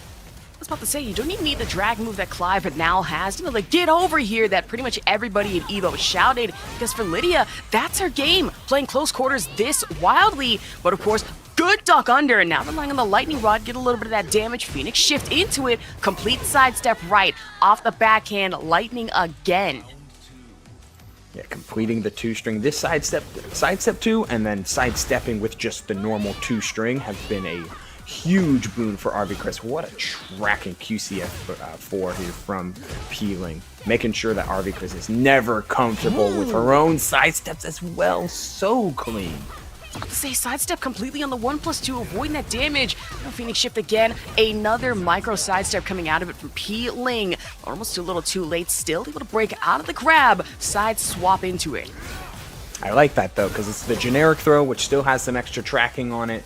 So any way to get Pling a little less comfortable. Heat smash, where are you stepping? About to say into the phone booth apparently, but maybe not. Side swap again, broken grab, and now here comes a giant fist, Patrick style from Cris. But might not work out a little too well here, especially off that heat engage to mid. But no, sword to boot, and now almost able to put this at 1-1 if you're not careful enough. Some huge adaptations here from RV Cris, who is not quite able to pick up off of that trade. Had the window, but just a little too slow. So hello, Titan. Say the Titan fist just right to the face here. If you are Pling, good duck on the wall standing 4. And now I'm gonna watch out off the low sweep. Not gonna work out for you this time. Match the sidestep off a heat engage instead. Trying to step around, but they're just dancing around each other, and it's Pling finding the hop kick. Cat stance isn't going to lead to anything initially, but off the reset, it'll certainly be enough to end the round. Give Pling a chance for a comeback here in this game number 2. Just trying to find the momentum that you most dearly need, but the 1+2 Phoenix instead meet the heat engage, says Pling. Now the stance just back, 4 all already into the wall. Damage stacking, having an earth to really put you through your paces. And it goes all the way back to that first game, the twice in a row finding the heaven and earth unblockable. Gotta keep in mind. Just finally working for Cris here. So true. Another bit of armor, trying to make use of this heat, see how it can get there, but the low guaranteeing the 4-4-3. Doesn't get a chance to heat dash. Just trying to poke that poke damage. Now for Cris, not even able to build up on meter, doesn't even need it, but against Pling's damage, honestly getting a little shaky here, especially against corner trap like this, able to break out, generic 1 jab. Now Phoenix shift, complete interruption. Oh, the float combo here. Asher, we could be seeing at least a set up for a strong position. Some good Oki, going for just the lightning, trying for the counter hit, launches the power crush, and that's just going to be a throw punish. Opportunity for Pling. Launches the heat smash, guarantees heaven and earth. Doesn't cook anything though. The empty pressure. It's getting real scary with it. All you need is just the hatchet style kicks here for Pling. And already against RV Cris, 2-0. Ooh, but you know, I'm with you though on RV Chris's side, seeing Pling, who straight up sent SHINIGAMI to the Shadow Realm of losers rounds. And then here comes SHINIGAMI, able to claw their way entirely, almost 7 sets straight, back into it. And I'm looking forward to it. Here we go. Yeah, a run back from winners round 2 all the way, I want to say like 3.5 to 4 hours ago. And honestly, this matchup's a little weird. Jin already is a character in Season 2 now after the various amount of changes that he got. Kind of has a hard time sticking to his timing. He is mostly a responsive character in a lot of ways, but that doesn't mean his combo game and damage output is nothing to sneeze at, but it can give windows for our good friend SHINIGAMI here to run the circus. Good lord, just have to hit the smooth criminal with it into that 2-1, but instead, tried the electrics on the uppercut, misses twice, and now 9 seconds left, trying to find any damage while standing 4, but no. Instead, have to go for the MCL kick down 2 to do you in though, while standing 4 reaction coming into it from SHINIGAMI.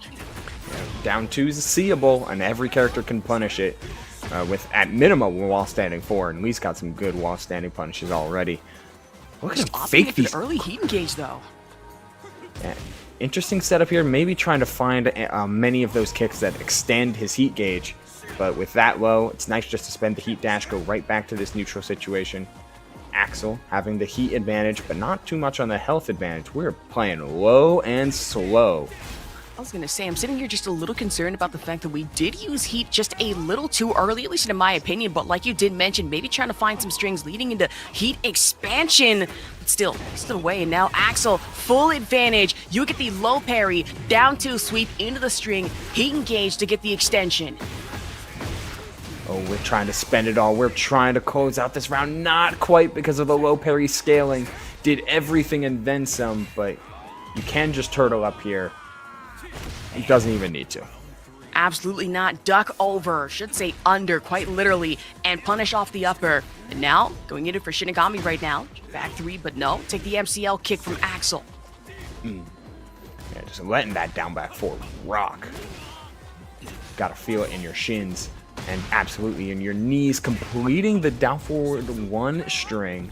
Just always trying to keep those timings up. You can never let Lee get in full control. Ooh. This can happen to you. You were saying full control. And of course, trying to find over the situation, but not able to roll out of it. Full string damage, and for Axel, now leading us up by one round here in Yakushima. Ooh, nice punish. There's the jackknife. Keeping things simple. Trying to backdash out. Down four, a little bit of high crushing, but that's why you see SHINIGAMI representing ton of down forward ones. Both of them even have just been saying down forward one, backdash, back off a little bit. Like, Exactly, back up off of slow. me, I say. At least 6 feet of space. Please get that distancing in. SHINIGAMI's always there to just close the gap as fast as possible. Trying the electrics, but sidestep right the Tekken. Sidestep this time again. SHINIGAMI has faked the slide so much. I can't believe that tracked. Faked the slide so much and is yet to pull the trigger on it. He's being very, very careful, but always visually representing some powerful options. Good sidestep in 1+2, but still able to break the throw. Now back 3-3 already. Axel eats the launch. And now if you are SHINIGAMI, play the rage art after this maybe? No. Instead, he engage. Doesn't even need it. Yeah, you already knew that with the damage buff you got from being in rage state, the combo would be enough to end the round regardless of if it was by time or by damage. So you just want to let that combo go as long as possible to tick away the seconds on that clock. Let's say, be like Beyblade, just let it rip if you will. But try to crouch one instead. 2-on-4 from Axel. And now, disrespectful kick over into the ground.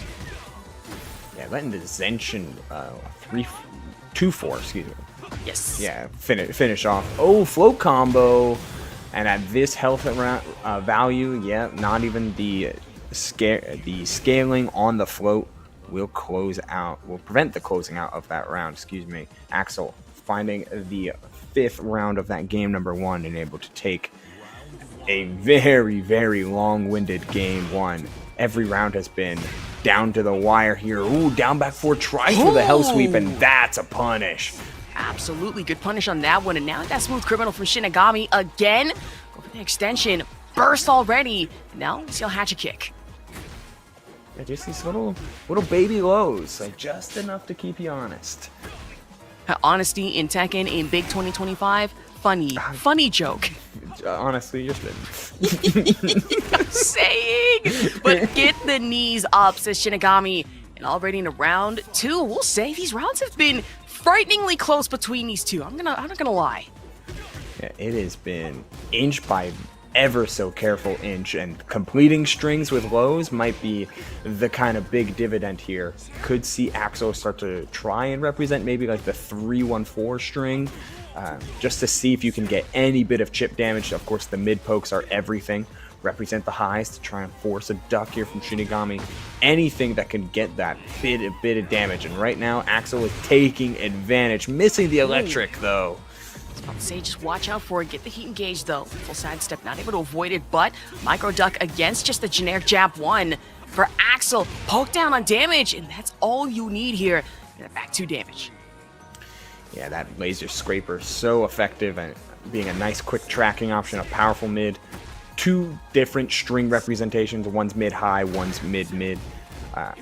Could be anything just to add to the mental stack in a set that's going this long, so many rounds going to time or going under that 10-second count, but Axel slowly started to figure out those timings, and here, after the Zenshin Heat Dash, we're getting a full combo with the extra distance. Oh, not quite reaching.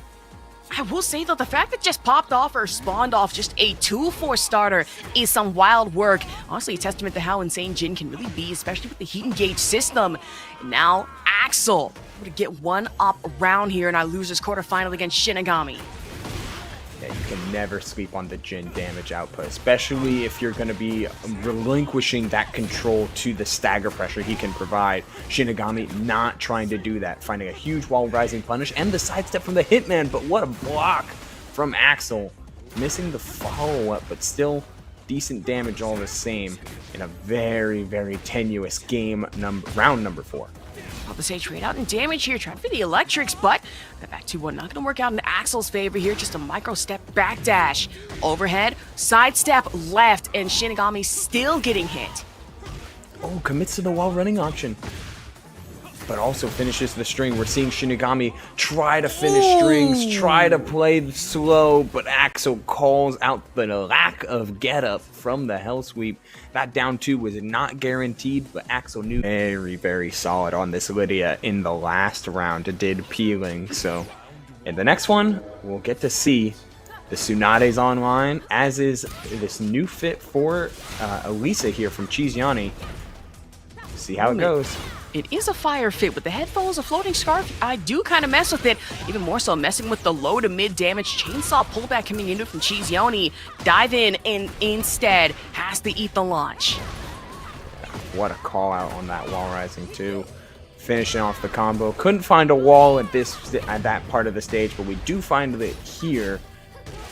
Yeah, have to relinquish control back over to CheeseYoni. It's tough to take it away from Alisa because of all of those tracking big sweeps from the chainsaws. And a lot of Lidia's parries are not hard parries. The weapon stances from Alisa, Lidia just has to deal with.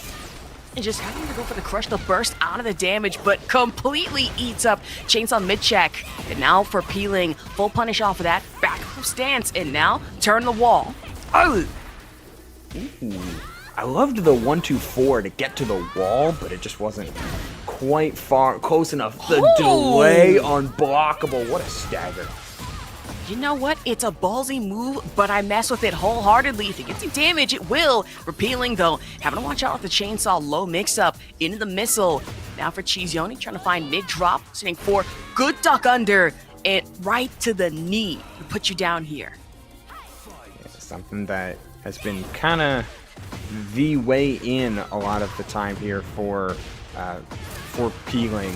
That QCF4 is so dangerous. So seeing CheeseYoni block it almost on, if not on reaction, on anticipation, that's going to stick with peeling for sure. Oh, maybe not. We're letting it launch. I was trying to go for that storm. Low to block, but already tried to stance up CheeseYoni, finding the negative and going into the, let's say punish, but no, launch for your troubles already. Now back into their stance, get that damage, down jab, put peeling up by 1 round. That's quite the statement. Knowing half the battle in a lot of matchups isn't knowing what to adapt to and what to expect. It's also knowing when to insist on certain options, and we're seeing peeling insist on making sure that CheeseYoni has to play a mid-high mix-up at range 1 or 1.5 with between back 1 and QCF4. It makes all of those approaching options from peeling that much more powerful, but CheeseYoni has that info on locked and downloaded. Another duck on the QCF4 and another full combo from it.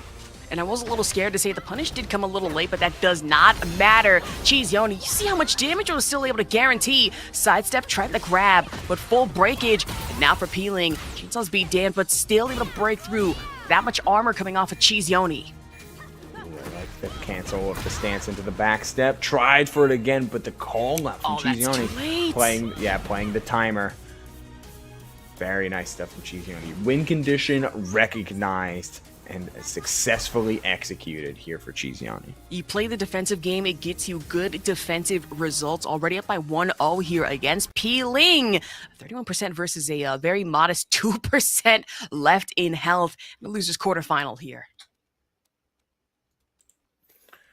Oh man, and it wasn't like Pling wasn't making plays. It was just CheeseYoni being perfect in response most of the time. Like even when their responses weren't like fully accurate, they'd be, "Oh, I blocked that instead of ducking it." And it's like, "Oh, that's fine. You can live with that." Right. Meanwhile, whenever CheeseYoni would make a play, it's like, "Oh, I ducked that high and got a full launch and full combo. Oh, I managed to sidestep through and put you on the wall." It's like those type of plays from CheeseYoni were just enough to angle out the difference in damage of the difference in combo damage that Pling sports with a character like Lidia versus CheeseYoni on the Alisa. Nice stuff from CheeseYoni. Gotta make you think. Is the Xiao Yu coming out? If I had to guess two characters, either Xiao Yu, maybe Feng Wei, but against this matchup, I feel no, still the Lidia. So we're just took a breather, heading to our next match. Next stage, I should say Urban Square instead. Nothing to really worry about in terms of wall stuns. It's just, that raw Tekken. I won't say honest. There is nothing honest about this game, and I cannot be convinced otherwise. Yeah, this game's a little spooky sometimes, and there's also a giant anime, well, not giant, but anime robot who's trying to kill you, so... You have bears, you have anime robots, you have so much. Giant-ass demons that are 2,000 years old, you have that too. Yeah. Cops are just going to let these two fight it out here in the middle of New York City as we get into round one here. Another committed duck. It's like CheeseYoni, whether it's between QCF4 or these various jab strings that can put Aunt Lidia into cat stance, CheeseYoni has got these reads on lock. Go right back too, but no, get the launch off the legs. Enough for Pling though, committing full to the string. Still able to drop it at least momentarily. CheeseYoni gonna pick it right back up for you. Tornado into the wall splat. Oh, hello world, and goodbye Lidia. Oh, we did not finish the combo. The grounded hit didn't come through. No way. Oh, that's dead. She's a... that one's my fault. I'll accept that. Yeah, My you bad. did this. You cursed it. I'm sorry. We had it happen again. To everyone watching Breakout, I do sincerely apologize. That was not on me, though. But on CheeseYoni, get the combo game back up against the wall. But Pling, able to momentarily roll out of it, has to eat the chainsaw chip damage again. Look at the recoverable health here from Pling. You've got so much to work with. If you just get the chance to play the game, okay? Keeping it simple, keeping it low, trying again for those big swings out of the corner, trying to just reassert those plus frames, but CheeseYoni's having none of it. Just indestructible stance off the chainsaws. We're going for a early heat engage game again. Off the lows. Once, twice, not even blocked against. Mid gut check for gut check, says Pling though. Having in their stance, trying to break through off the back step. But now, they're gonna hatch it instead. Jabbing it through into instant heat smash, and with the flight stance follow-up after, that's going to burn the rest of the heat from Pling as well. And we're just playing a classic bit of Tekken 7. Say, no resources available unless you get in a rage. And for Pling, I might have spoken a little too soon here. Has to watch it. And for CheeseYoni, playing out Footsie's game, completely closed the gap though. Back step. Want to come back to bite you in the ass, especially for Pling.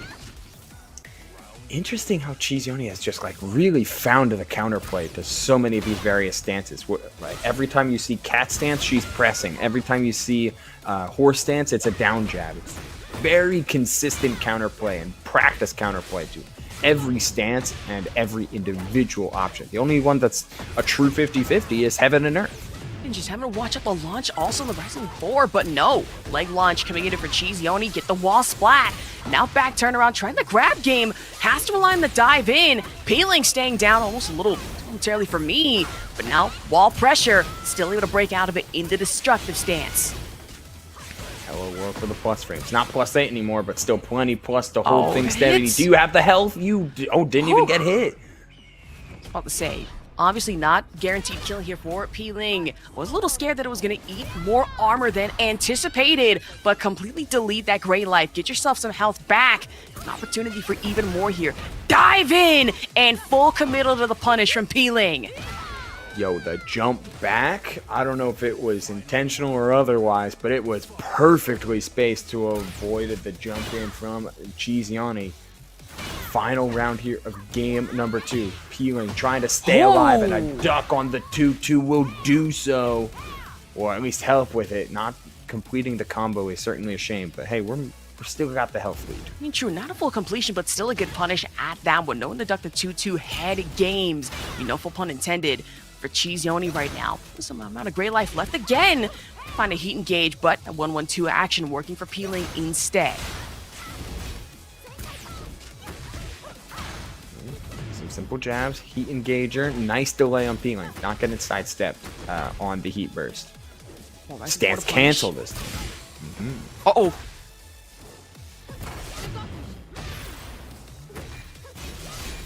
Oh, they're just chipping away at each other, but CheeseYoni has to make a commitment. What a pickup! And the heat dash. This will expend the timer. Ooh, didn't even need full kill here. Timer will work out in your favor. Now for Pling, good tied up. It's 1-1 here. Losers quarterfinal against CheeseYoni.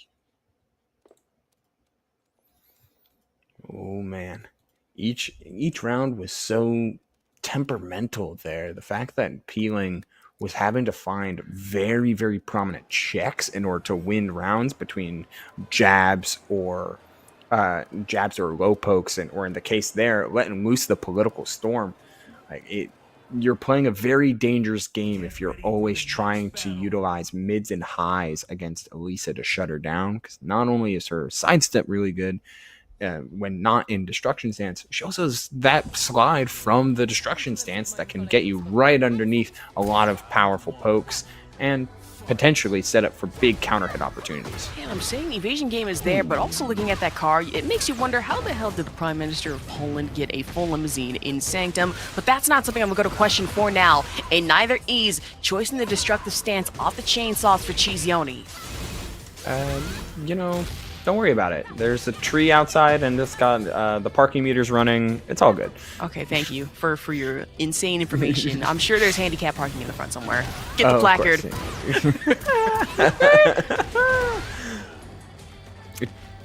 Do you think Alisa uses parking meters too? Not really, because technically you have to be human to use those, and she's what, robot? The full bypass. It's a loophole. Okay.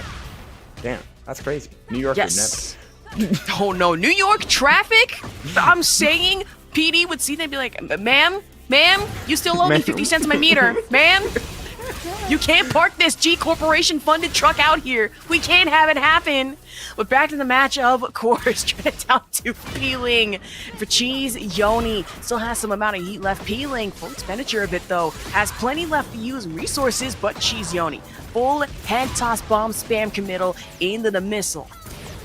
Yeah, just for the distance, it seemed like, in order to finish off that combo, we wanted to make sure we're forcing the other side of the wall, but the political storm getting it right back to center screen. Ash, we're seeing a lot of pokes, attempted power crush. Yeah, you were in a rough spot there. Was Pling, and for round 2, that's a hard one to come back. We're going right to round 3. 2-0 survival point for Pling, trying to bring this any further. Down 4-1+2, getting blocked. So you just have to watch out for it, but that 1+2, get that back launch into the heel turn. Backstep coming into it for Pling right now. Blue Spark, mind you, for CheeseYoni, getting in off the dive, sitting for turnaround, and still able to avoid the 1-2 nastiness Pling has to offer, especially off the poke damage. Jabs in order to get into cat stance is just such a benefit, offers so much movement. But speaking of movement, we got that heat dash off of the chainsaws, keeping things alive. 47 at the wall, completing the string and having the extra Oki, but the nicely timed get up gives Pling a chance. Oh, hello. Uh-oh, in their stance, get the chainsaws, grab, not able to break out of it from CheeseYoni. Guarantee yourself some select damage. Now, gut check, duck under the chain, and Pling under the rising knee in round 4, fighting for survival. Very, very well scouted. Couple of interactions there. Called out the power crush, called out the high. The down forward 2, though, gives CheeseYoni again a chance to really affirm a ton of this offense, and the wall break means that even if Pling is going to be able to find a way through this round, we're going to be dropping through the floor.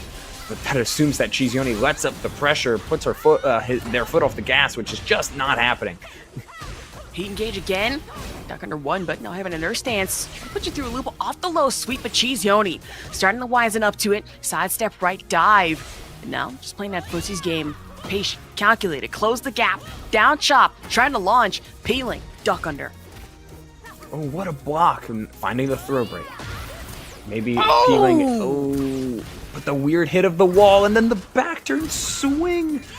Goes for the mid, trying to hold steady. We're running out of time. I don't think we no time here. No life left. CheeseYoni over peeling here in a loser's quarterfinal, 2-1. Feeling go for a ton of heaven and earth unblockables. It was just like, hey, let me keep my plus frames. Let me respect my opponent a little bit here. And you know what? We're going to be seeing maybe some more unblockables and certainly plenty of respect as we move on to our first to three and winners finals here for Zoe and EXO and Riddum. Teammates, squad mates, but rivals right here. I was about to say full on team kill. You say rivals, and I imagine it has to be a full pun in the fact that is just full on Emma Frost from Marvel Rivals, the Riddum costume. I say that though, down chop coming in from Riddum right now. Instead, standing one into the guns. Yo, gotta shout out the Maturino though as well. Codes were completed early, but a 3750 from Jackson Beta. Jackson Beta, excuse me, there's two T's there. Jackson Beta shout outs, helping keep these players nice and funded, adding to that pot. And, you know, Riddum adding to that pressure, but the string getting completed. Nice patience from EXO. I was gonna say 3750 is enough for one Wingstop DoorDash meal, but of course, no change here, especially on the matchup. Now for Riddum, back to EXO, responding in turn, heat engage, the stand 4, into the back heel turn. Round 3, now we're outside. Oh, okay. Interesting use there. Finding a way onto the ground. A nice get up and then the sidestep. Visually confirming the down forward 2 there as well. Not finding the full combo, but hey, Riddum has got the advantage on position, on wall, and on damage. Another down forward 1 cancel check. Keeping the corner. Just whittling and whittling away. Has to eat this chip damage in 1-2-2, and now pressure in an earth. No unblockable. Was kind of expecting it, but also expecting low parry coming out from Riddum. Heat engager, excuse me. The Rage Art, play my cinematic, and die in silence. Yeah. God, that is so cold. Ruthless. But I like that Riddum just kind of didn't mess around with the low parry combo, try to optimize it. There's only so much damage that they can take. Let's Rage Art it out. Go next. Exactly. Go in the next round. We should be fine. For EXO, though, I'm going to lock it in. A little bit close in our earlier rounds, but now for Riddum.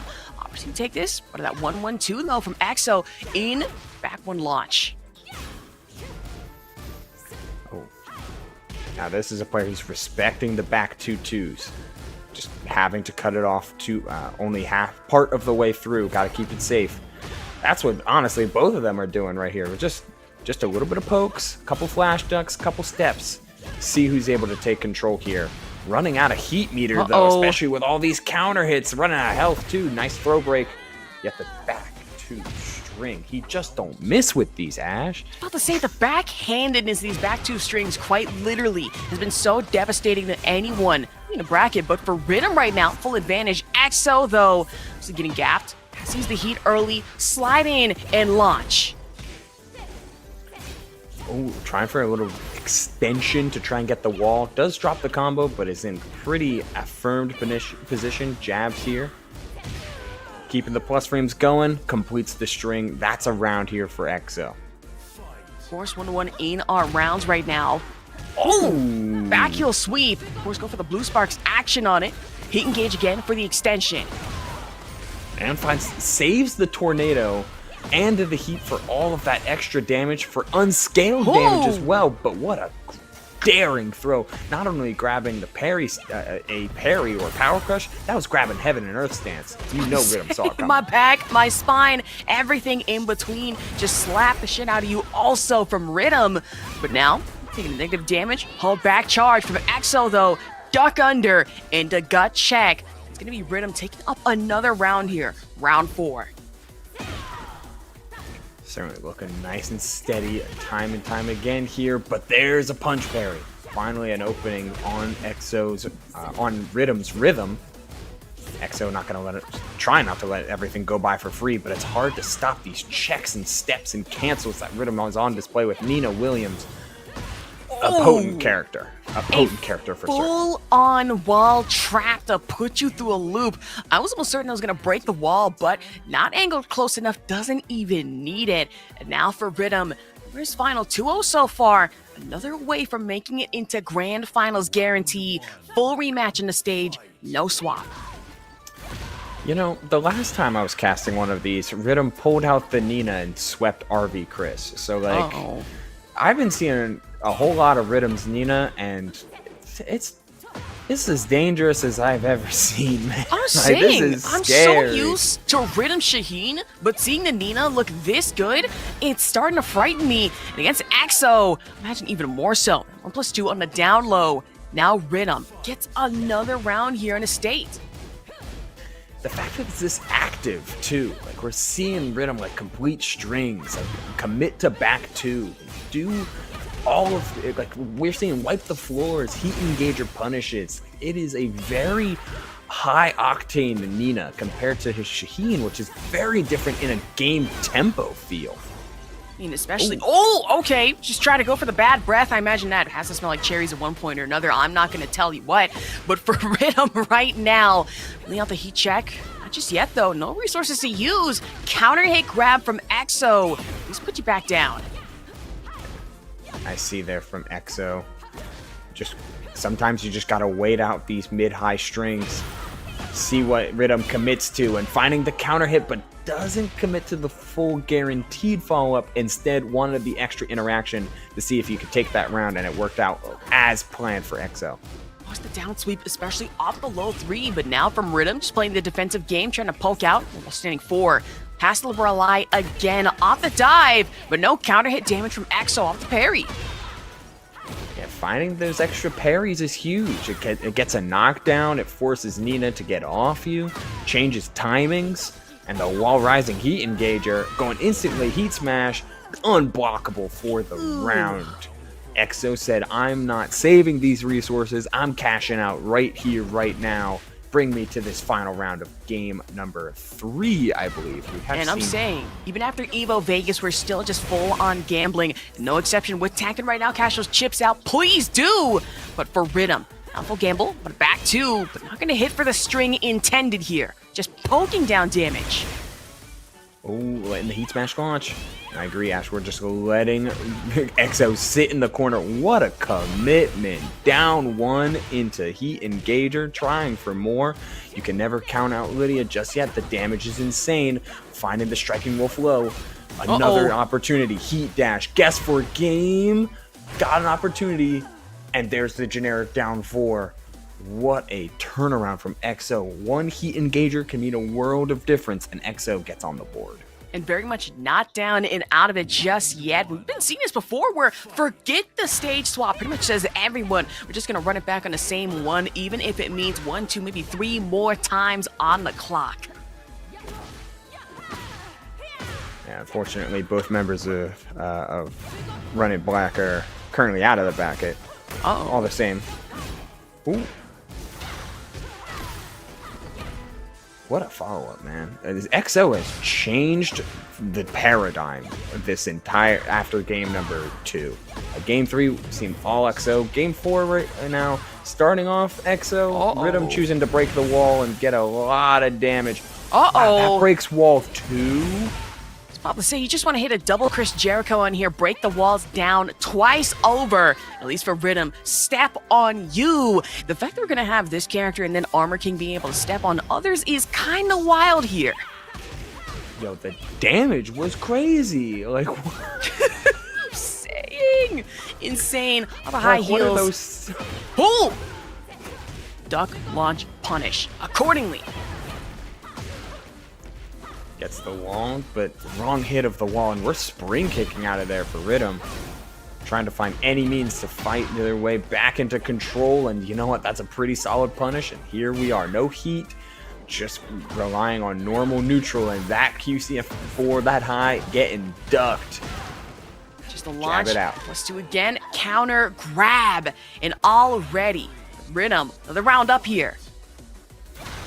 Instantly trying to duck on round start, expecting XO to put out something like a jab, maybe try to regain control, but no dice here. Absolutely not. Get it slide and try to back 2-2. But at least for EXO, good luck. Actually, good block against it. Playing the defensive game well. Man, barely whiffing on some of these punishes. EXO maybe a couple frames off, or just choosing the wrong input. All the same, Riddum will absolutely take it because there is a 1, multitude 2, of opportunities. get the string. And yeah, there's all of your gray health gone.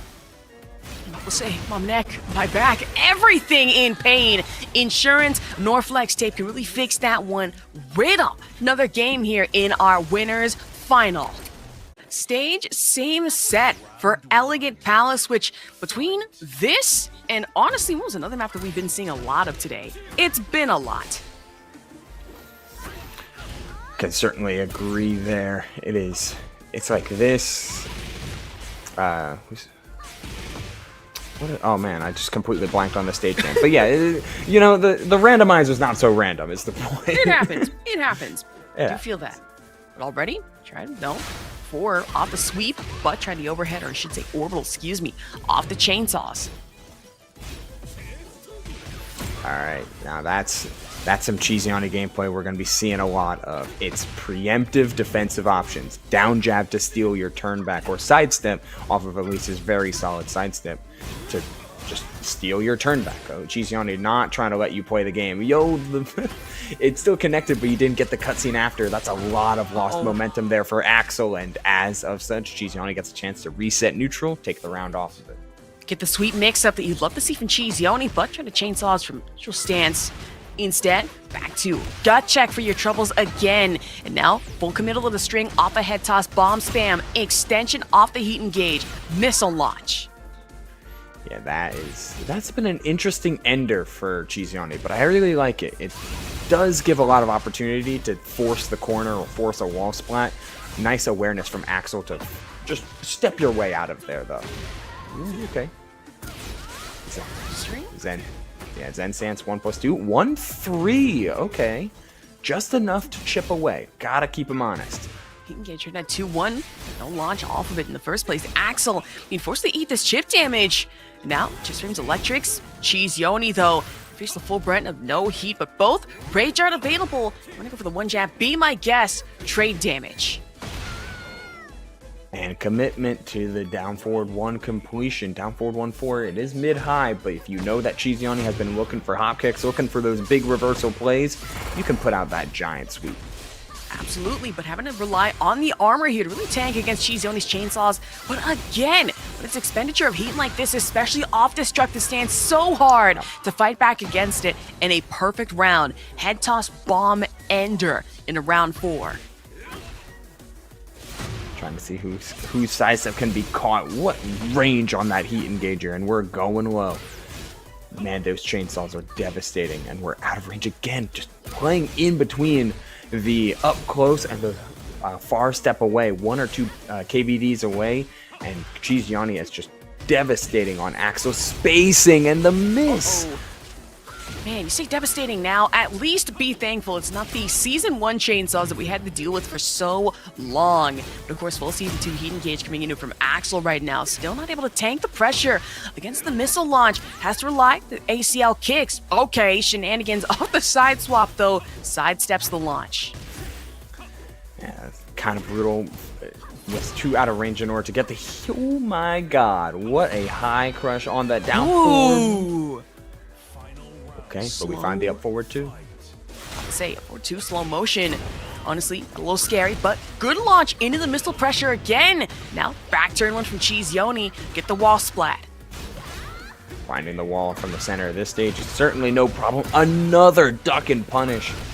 CheeseYoni is committing to these ducks and full launches, and you know what?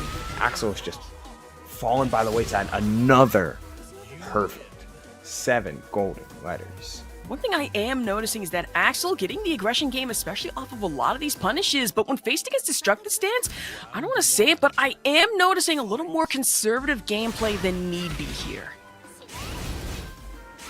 Yeah, you are still like Jin Kazama. You can still play Right. it just about any timing, any positioning.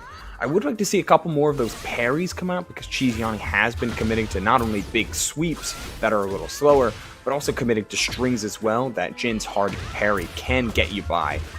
But these tracking highs are all but shut down by CheeseYoni every time we're seeing a duck and launch. Gosh, genuinely so. And then in the corner, play off the chip damage again, the dive, and again off the low mix, standing 4. And for CheeseYoni, get the little backdash action in last second of the round here, but still pressure 7-1.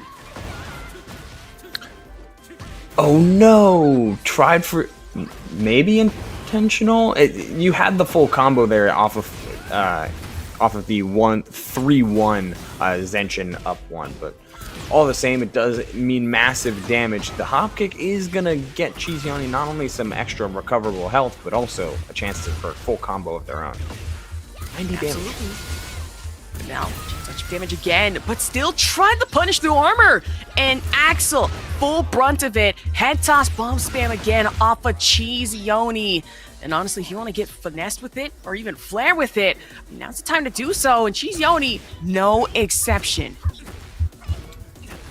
Absolutely brutal there for Axel. Having such a health lead and then falling by the wayside just at the very last moment. Trying for the jab 1-2-3s. Just anything to try and reassert some amount of pressure against CheeseYoni, who's been playing this spacing game so effective. Nice reaction in order to block the low. And there's the heat burst. Uh-oh, already trying to stand one generic button for CheeseYoni though. Confirm off the launch. Now for Axel, cross distance. Down back swing 4. I mean, now it's time to use it. Electrics off the uppercut. And now, Demon dive in. This guarantees some amount of chip. Looking to play this as slow as possible, but you can't play slow against Alisa. She will just take any frames and run. That's a 2-0 to CheeseYoni heading into game number 3, considering running it back. Potentially. Uh-oh, and CheeseYoni really starting to find themselves in a flow state here. Wanting to grapple their way back into losers finals. Fast fashion, full rematch, back in the same stage. No hesitation. I like to see it. Yeah, Axel keeps wanting to play the slow game, and honestly, no matter what stage you're on, like if you're trying to play small Tekken, if you're trying to play slow, you can do that on any stage. What the big difference here is the big plays that, yet again, that CheeseYoni makes, whether it be forced 50-50s into the destruction stance or those ever so on point duck and launches. So much damage has been coming from CheeseYoni acting on intuition first and reaction second. Absolutely, now already taking the round here off the destructor stance. Chainsaws doesn't need heat.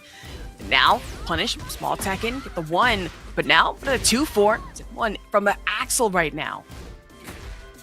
2-4 being a 10-frame punish for Jin is just so powerful. Because not only is it good damage on its own, it also puts you into Zenshin for a mid-low mix. Like, so powerful if you just can find any opportunity to get that nice, just that jackknife in. I'm saying, go for the 2-4 again, be my guess, but heat engage, orbital found, but the launch absolutely will. Now for Axel, that 2-1, back stance. Now the throw for CheeseYoni, tied 1-1. Excellent follow-ups, all the same. Finally a round on the board for Axel. Finding a big sweep and good patience there. You've been seeing CheeseYoni find... not patient the second time, or at very least good defense on CheeseYoni to find the position to duck in. It's hard to play against an Alisa this fluid. Uh-oh. Oh my god, they're always right. They're just right all the time. A full punishment of the Cans is wild, calculated, and more so red from CheeseYoni, who finally sitting on set point here. Axel just trying to find survival point. I don't even know if that's possible. It's scary. You got the back turn. Head toss again into the wall. Okay, just the jabs. 81 damage and a full heat mix-up going low. 17 going high. Heat smash. Potentially survival point here, trying to stay alive, but it's just so tough. Another plus frame mix-up going low, and that is 7 golden letters for CheeseYoni. Unrelenting, always right on defense and on offense. Axel mystified by a 3-0 from CheeseYoni, who gets a chance to play against another recurring stage here, but one that is, I would think, very, very good pull here from EXO. You want to be able to play up close and personal, and you want to make sure that everything is going at you and then some. Oh, but a nice check from CheeseYoni to turn that offense into some instant offense of your own. Float combo scaling, but you know. Uh-oh. Nautica check again. Already floor damn near lava. Have to be careful for it, but heat engage, guaranteed chip damage. Ooh, the back four, and already break the floor into that Tekken 6 gargoyle perch. Man, first floor break is huge there, and a big way to change up the dimensions of the map for CheeseYoni. You got that extra space moving. Ooh, tried a big low, but Zoe finds it, and the launch punish. Exactly what you can ask for this round number 1. Going all the way down. And into that 3-4 ender as well, coming into it from Axel right now, but the dive in, the toss, but still saying dive be damned from Axel. Able to pound her back against CheeseYoni. That's a great here. Up 1 round. That was so close there, Ash. We seeing the startup of some crazy swing, and EXO just got that leg out in time. Real scary with it. Even scarier though. That back hold perfect coming in from EXO. Please be my guest. Now for CheeseYoni though, able to break out the string. And honestly, a little bit of that fake pressure that Lidia has to offer, but still scary at that. Yeah, finding those extra gaps, able to go into multiple stances over and over, and there's that horse stance 1+2. You know, after bulldozering you with these giant mids and giant highs and the chip damage that they can offer, the tracking, finding a occasional low is pretty powerful. That's fine. I was a little confused there. Just kind of sat there coming in from EXO. CheeseYoni fully allowed the punish. And now, full extension, head toss bomb into the tornado again off the dive. Misses off the wake up 1, but still does not matter anyway. Try to mid check. EXO, standing 4 not going to work in your favor though. Tough to see it there from EXO, trying to find an opening, but CheeseYoni's very quick to pull out the power crush. Dive again. More stance. Not going to work out. Low chip damage off the chainsaws into true damage. Dive in again. Stand 4. Wow, what a check. Finally able to break down the attempted approach there from EXO. Sidestep block and a multitude of back twos. Let's think, yeah, all right. My turn to play, but not quite. Uh-oh. Not just yet. But trying to heat engage. Duck launch though. Thanks for the tornado momentarily from EXO. Engage for the extension. Only one on the counter, but doesn't even matter. The amount of damage you get off of this, wild, even wilder, sidestep it completely. What a dropped punish. That could have been game winning. And instead, EXO takes the round with the political storm. The back turn, extra step forward from EXO during the heat smash. Despite getting fully sidewalked, CheeseYoni didn't quite get the launch punish they were looking for. And thus, EXO walks with game number 1. And I was fully honestly expecting a punish off of that, only to see it. It's like, okay, CheeseYoni, you do good, bestie? What's going on? But hey, that's neither here nor there. No good punishes though, especially off the head. Sidestep left it again. That's the punish I was looking for earlier. Yeah, this is the type of damage that you were trying to play off after you drop from round or game number 1. But you can move on. You know, every round is new, every game is new. You cannot linger on the past here as part of the nature of this stage. And honestly, with how many interactions this game has, you always got to stick to your guns. You just have to, and stick to the heat engage on top of that. The Destructive Stance again coming in from CheeseYoni. Wall splat off the chainsaws. Now, head bomb again. And against EXO, majority damage. I mean, you have great life left, but just a matter of getting that back. Still chipped down. Not enough. I might have cursed that. It's like I was saying, like cheese. Oh, hello. Oh no. Uh-oh. Not like this, please. Game, I beg. U.S. No! Tragedy. Hopefully, fingers crossed, it's not a player. The players can still play out that round and not have to restart the round, and it's just Right. Because how us. tragic would it be if all of a sudden we just get slammed with last-second server maintenance, which would be announced ahead of time, right? Yeah, you would think so. And also, it's Right. Wednesday, so the Steam servers aren't under maintenance. I'm saying, well, it's still tough to watch the first hand. Because I was like, okay, we'll just play it out, right? And I look at it, it's like, no, server issue. So now we just sit here and be patient with it, which I do not like to do, but sometimes. Oh, got it. Tekken says you got to be patient. Tekken says stop. But I don't want to be patient. Yeah, I don't want to don't block. No, that's tragic. I again hope they can finish out that at least that game without any further interruptions. CheeseYoni on a total warpath in game number 2 after a very tight round. Game 1, it was just all CheeseYoni from where we're looking at it. I'm saying it really was. And honestly, looking forward to how server issues play out here. Maybe possibly we'll reset on that one in the first place, but we'll say critically back and forth. Hold on, was that a poker chip? Yep, it was. Cool. Wait, how much is that in poker chip? Depends on how high the stakes you're playing, but typically red is the second lowest. Okay, interesting. But getting back into our game. Uh-oh. Maybe more issues? Question mark? Control issues? I mean, are they trying to... Oh, okay, we're zooming. Oh. Fast forward. Oh, we're going so fast right now? Dang. Okay, so yeah, 2 rounds.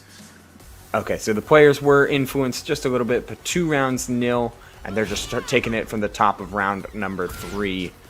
CheeseYoni hopefully not iced out by any means, and also the change in stage not exactly helping, but all the same. Okay. Understandable. Trying. Already into the charge attack. At least for EXO. Sidestep left again. Head toss. Tornado guaranteeing the punish. Easy jabs. Again, CheeseYoni always looking to steal those turns back. Always trying to find the timing where you want to press. There we go. It'll be 1-1 here between EXO and CheeseYoni. Losers final. Cleaned up well on the side of CheeseYoni. Not going to let the Tekken servers get in the way of that 3-0 victory in game number 2. But game number 3 is a different story. True. In a stance like that, trying that back turn elbow from CheeseYoni. But no, the hop over, immediate launch punish coming in. Heat engage chainsaws, full interruption off the board. Trying to find any means to get those extra charge up options, but no dice. The QCF 1+2 getting shut down. Political Storm, but ran out of heat before the heat dash. But it is A-okay. We're finding the tracking wall splat. We're finding that Political Storm mid-low mix, and it is the back one to end out the round. Back one right to the intestines. I imagine you're going to be feeling that a little later. Even more so, another heat engage. Try cat stance, but sidestep left it. CheeseYoni not able to find a confirm off a punish. Just quick down jab. EXO trying to take a page out of CheeseYoni's book. But we're breaking down that heat meter. No heat left for EXO, no heat left for CheeseYoni, but they're the one with initiative. Plus frames all over the place. Wall splat, but not finishing any of their food. An opportunity for EXO, yet the down 4. Perfectly spaced from CheeseYoni to take the round. And great spacing at that one, but now trying to find it even more. Just mostly poke interruption damage coming out of CheeseYoni. So you can get that hold perfect out of here. I'm taking it instead. But of course, right to the chest. Solar plexus. And now for CheeseYoni though, head spam again. Devastating. Look at the distance you get off of that combo finisher. Nice opportunity to find the step, but the hop kick from EXO. An opportunity to utilize this heat meter one last time, thanks to the meter being extended, empowered because of those free stacks. Tried to duck again, but now having to rely on the low leg sweeps. Except for CheeseYoni. Play the stance option. Chainsaw chip true. And now into the rage art saying, watch this cinematic. Excellent recognition there from CheeseYoni, and you have got the health to... You've got a low enough health in order to make sure That Rage Art finishes out the round. What a confirm. Very solid stuff to recognize the wall splat and turn it into a whole round victory. Hello and goodbye. What a duck off of the heat engaged upon. The defense is alive and well for CheeseYoni. They are looking for reversals and then some. Hell, to find a combo string extension off head toss bomb span, another tornado in the wall splat is some wild work. But knowing Alisa Boscanovich, it's the actual bread and butter string you'd love to see play out. But EXO, saying get that bread and butter out of here instead, I'm responding with one of my own. Wall to wall like this is wild work, even more so. Ha! Oh, and the enhanced version, 81 damage after the entire string. What a pickup for EXO. Gained so much health back. Gotta find a way off this wall. Quick punish off of the 2-3. Yet, CheeseYoni is trying to insist, but it's not gonna be done for EXO going to a final round of this game number 3. Incredibly back and forth, but now you already find yourself up by 1 round. 1-1, actually 2-2 here. Instead, try the legs sweep into launch from CheeseYoni. Back step, trying to find a pressure. Sidestep from EXO, not able to tank. High chainsaws in the mid dive. Oh, what the hell? What a side swap. Hello and goodbye to the corner. And this Tekken is a 3D fighting game. Yes, Tekken is very much a 3D fighting game with 3D shenanigans. I was almost certain it wouldn't be able to track the way it did, but for EXO, worked almost a little too well. Now, CheeseYoni, in revenge, the high-low mix-ups, or high-mid, off a chainsaw. The dive is gonna do you better here. 2-1 so far, losers final. Oh, that mid dive has been so crazy for CheeseYoni. Time and time again, EXO is putting the gambit, putting it all on black and saying, yep, CheeseYoni is going to go in for that flight stance low, going to try a full screen hell sweep, and I'm going to block it, and it's going to be awesome, and then it gets caught by the mid every time. I swear the elbow check called right to the chest doesn't even matter. CheeseYoni responding in turn. Wall splat chainsaws again. And now trying to down stop missile, but for EXO, still getting caught in the middle of frames. Not gonna do you well here at all. Look at all that recoverable health. Finally a chance to press some buttons, but for how long? Doesn't get a chance to heat dash either, and this is just the worst place you can be. What a block, but only a wall standing 4 as a punish, and the duck punish from CheeseYoni is that much better. First round to CheeseYoni. It's good first round at that one. We got another launch, the Lockheed Martin missiles on lock. Heat engage again, backing its wall for the splat damage. Plus friends. Heat hello world for yet more. Look at the chip damage. Rushing again. The chainsaw chip, no, instead, eat the dive, says CheeseYoni. Now 1-2 again. Sidestep right in. Now for EXO. Respond in turn. You still have plenty of great life left to give here, especially after down stomp. Yo, look at the pressure. Just letting it stagger. Finally, there's the low parry. You can't do the same thing for too many times in a row, regardless of how much health it helps you recover. I'm saying, we're out of these ranks, the beginner ranks, where you just expect it to do over and over again. Instead, low parry as best as possible. For CheeseYoni, no exception, already on set point here. Right in the chainsaw mid. Excellent punish there off the wall rising heat engager. Ducking again. EXO always showing the insistence and the willingness to duck, but CheeseYoni is instantly. Those flash duck launches have been brutal for the entirety of the losers bracket. And they genuinely have the bait into the dive completely for CheeseYoni. I mean, that's 1 HP in a dream for EXO. Unless you have something wild to work through, it's not going to work out as best as you'd expect. That's a 3-1 here. CheeseYoni moving into grand finals.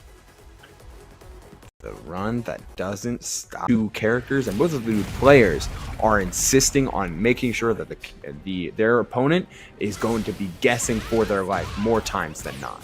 And of course, he's saying that we already have our grand finals here. Riddum versus CheeseYoni. And what a better stage to start us off on Phoenix Gate.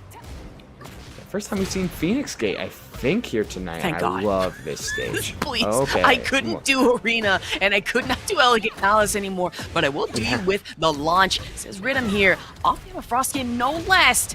And now, back against the wall, he engaged, down chop, back one. Oh man, 88 damage off that combo, and we're just swaying forward. Heat dash to move in. And then a couple low pokes. Nice duck there from CheeseYoni. Man, it's going to be a match of who reacts faster sometimes between the duck and punishes or the power crushes that can come out on anticipation from Riddum. So far, Riddum's 2 for 2 on finding CheeseYoni just reaching a little too deep into that cookie jar. That's the thing that I love to see about Riddum, especially reacting against CheeseYoni. Majority of their moves have been power crushes, able to eat a lot of what damage that Alisa has to offer in the first place. Now, see a bit of example of that. This is on the 1+2. Now for CheeseYoni. Respond, use the heat engage to break out of whatever extension damage Riddum had to offer in the first place. And uncaring about the amount of times that we're seeing Riddum like set up for long-standing pressure. CheeseYoni is always willing to put out that duck, put out that high crush, and try to steal back those turns. The sidestep that time to not only steal the turn, but to steal the round. Simple 2-2 finish. Excellently placed there from CheeseYoni. Oh man, QCF2. QCF2 to hit, but now, still plenty of heat, just trying to find the extension. Let's do again on that back heel turn. CheeseYoni, playing out the 4, that back 2-2 gets launched instead. His head toss bomb, heat engage. Interesting route either for CheeseYoni, trying to see if they could take advantage of the sidewall. Instead, they spend their heat after Riddum, importantly, trying to burn out that gauge and bring us to just even Steven type of neutral, but that's a whole lot of recoverable health for Riddum, who's been blocking effectively. Opportunity, but it's lost by CheeseYoni finding the sidestep, and that ends the round. Round ender. And now, leading us into the fancy part of this stage that I really love to see. Get the punch off in the background. But now, a floor blast to also worry about if memory serves correct. Yeah, it's a single-use 4-blast and a massive stage. Oh, and with this counter hit launch here, I'd be surprised if Riddum doesn't use it right here, right now. Yep. With the Ivory Cutter. Power prediction. And now you still have heat left to use in regards to resources here for Riddum. We're expecting something on the wake up, but CheeseYoni, he's staying down in the moment. Not for them, though. Get back up against the wall. Get the splat for Riddum. And now, turn 1, not just yet here. What a block on that low poke. The back 2's getting shut down. CheeseYoni trying to represent while standing 4 as a quick punish, but oh, you always got to have those haymakers locked and loaded. It is a hop kick with rage and heat, so this could be some huge damage and opportunity. Spending the heat smash, still trying to lock him down. Oh, just trying to find the mix-up. It's down the percentage. 2 seconds left. CheeseYoni saying, time be damned. I'm getting my first 3-round wins here. I don't hate that duck, though, from Riddum. Because you're at a certain point, the power crush hits, you're frame negative, you have to make a guess. And Riddum chose the guess that would win them the game, as opposed to just trying to hold block and play the chip damage game, which CheeseYoni would still have won. You know, both players playing to that win condition to the fullest effect. Quite understandable, and CheeseYoni advantage getting the chip damage off the chainsaws into the dive. Scan 4, and now trying to play that pressure game. Launch though from Riddum, and now you have 2 resources to use here, Rage Art and even the heat engage. Oh, got a little too greedy though with some of those strong aerial tail spins, but we're a-okay with that. The heat dash leading to a full combo. Doesn't have the resources to extend it past. High crush, no, we're getting checked, and then the chase down Riddum, unflinching. Absolutely steal my beating heart, I say. That got a little too close here. CheeseYoni though, does bomb span back up against the wall, but we love to see the Alisa bread and butter combo with the heat engage into destructive stance. And now, the combo extender, that's gonna do you well. Riddum not even able to escape after wake up.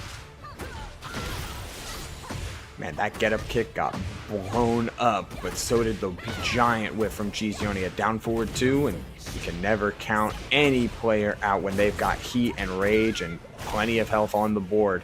Stomp, half health gone. poking low. Back 2, completing the string. Oh, check the back 2-2 again, but still able to break out of the throw. CheeseYoni thinking, I can easily counter that. But no, trade the damage. Back 2-2 again, full expenditure of the heat. Crouch 1, good duck under into that 1-2. Oh, and completes the string again. Riddum just finding the openings and playing with the full information of, yeah, CheeseYoni likes to press into everything. Wants those reversals, wants those ducks, and wants to steal their turn back, so never let them. And of course, I'm going to be honest with Dale Alive in the chat saying Shaheen will come soon. I'm not going to lie, the Nina for Riddum is almost working a little too well that, dare I say, even if they lose, we're still sticking with the Nina. Yeah, the Nina has gotten them through the entirety of top 8 thus far. I would not go to the Shaheen unless CheeseYoni gets the reset. Right, you don't want to kill that momentum too soon and trying it back 2-2 quite a few times. CheeseYoni starting to read the string, full duck under. If anything, Riddum needs to take it a little more easy and fully committing to that string in particular. Yeah, I've been really enjoying the mix between like back 2-2 and then in between heat engagers like QCF2 and down back 1+2. But CheeseYoni's starting to catch on a little bit. It's where we're seeing a lot more of those tracking options like the back 2 string and more. Yeah, and if anything, Riddum really having to watch out for these chainsaws, but it's really the duck under into the punish from CheeseYoni that's really been putting through for a loop, and then knowing when to play the Power Crush armored moves in turn. That CheeseYoni been relying, I don't want to say a little too much on, but it's been working. A little bit concerning there. Riddum might have found an option, or at least a gap they could exploit. CheeseYoni. Ooh, launch man. Punish though. Heat engage, well, you can engage again, but the floor blast off a head toss bomb. There's the heat engage that I was looking for. Lockheed missiles on lock. And these big lows. Riddum still has it, and the down back 1+2 heat engager. It comes through again. Right, but still having to watch out for the chainsaws, just completely closing neutral off the dive in. Now trying to backhand. Chainsaw cross up from CheeseYoni right now. Chip damage in the true, into the mid on top of that. What a shift from CheeseYoni. The reverse 3-0 in that round. Game number 2, finding 3 rounds straight, but Riddum commits to the Nina. At least for this first set, we're not going anywhere despite being down 2 games. And I don't blame them. The Nina is working very well, especially in this matchup. I feel for Shaheen, kind of a momentum killer. I say that though already, the B&B combo off a heat engage. I'm gonna go for the dive in once, twice, 3 times, destruct the stance into another wall splat. It's hard to stop Alisa once she gets going. Finally, Riddum with an opportunity. We're seeing a lot more jabs to try and bait out the timings for these power crushes, but I would like to see more of those more of those throws that we saw from Riddum in the first set between these two back in winners semifinals. We saw a couple of those throws, unbreakable throws after grabbing a power crush or grabbing a heat burst, anything like that, which at very least could condition CheeseYoni out of just going for it all and then some, unfettered and unrelenting with this offense. The absolute chunk of damage dealt off of Destroyer stance alone is not only questionable, but is insane. To be able to see that Riddum not even given a moment of reprieve off of that, dive in though, backhand from hell, and giving you at least the combo extension. Drops it though. That's tragic. Finally, Riddum had a chance to at least get something going, but CheeseYoni's not going to let it happen. And the down forward 2 as a whiff punish. Everything lining up for CheeseYoni, who does not find the finisher. But keep in mind, this floor blast is still online as well. Both players are hunting for that launch, hunting for a way to end it all. Fears the heat dash, instantly pulling out the chainsaws again, but Riddum not having any of it. Absolutely not get that 1-2 string started, but for Riddum, now to take the damage again off the dive. Honestly, predicted just a little bit playing that defensive game. That could have been a very dangerous missile hit launch. Oh, commits to the back 2-2-2. And there's a duck, wipe the floor, finds the QCF2. Looking to extend these pause frames. Uh-oh. Oh! Doesn't hit first CheeseYoni with enough armor and life. So far leading in a grand final. If I remember score correctly, that's what, only one away from being able to take the reset? No, that was the reset. reset. That was! I didn't see the scoreboard correctly. Uh-oh. Yeah, that's 3-0 and Riddum. I mean, maybe spoke it into existence as like the Shaheen would be here, and it's very much an opportunity to go Shaheen immediately after, if not just changing the stage. It just, Alisa is so difficult to slow down when a player as good as CheeseYoni is on fire, firing on all cylinders.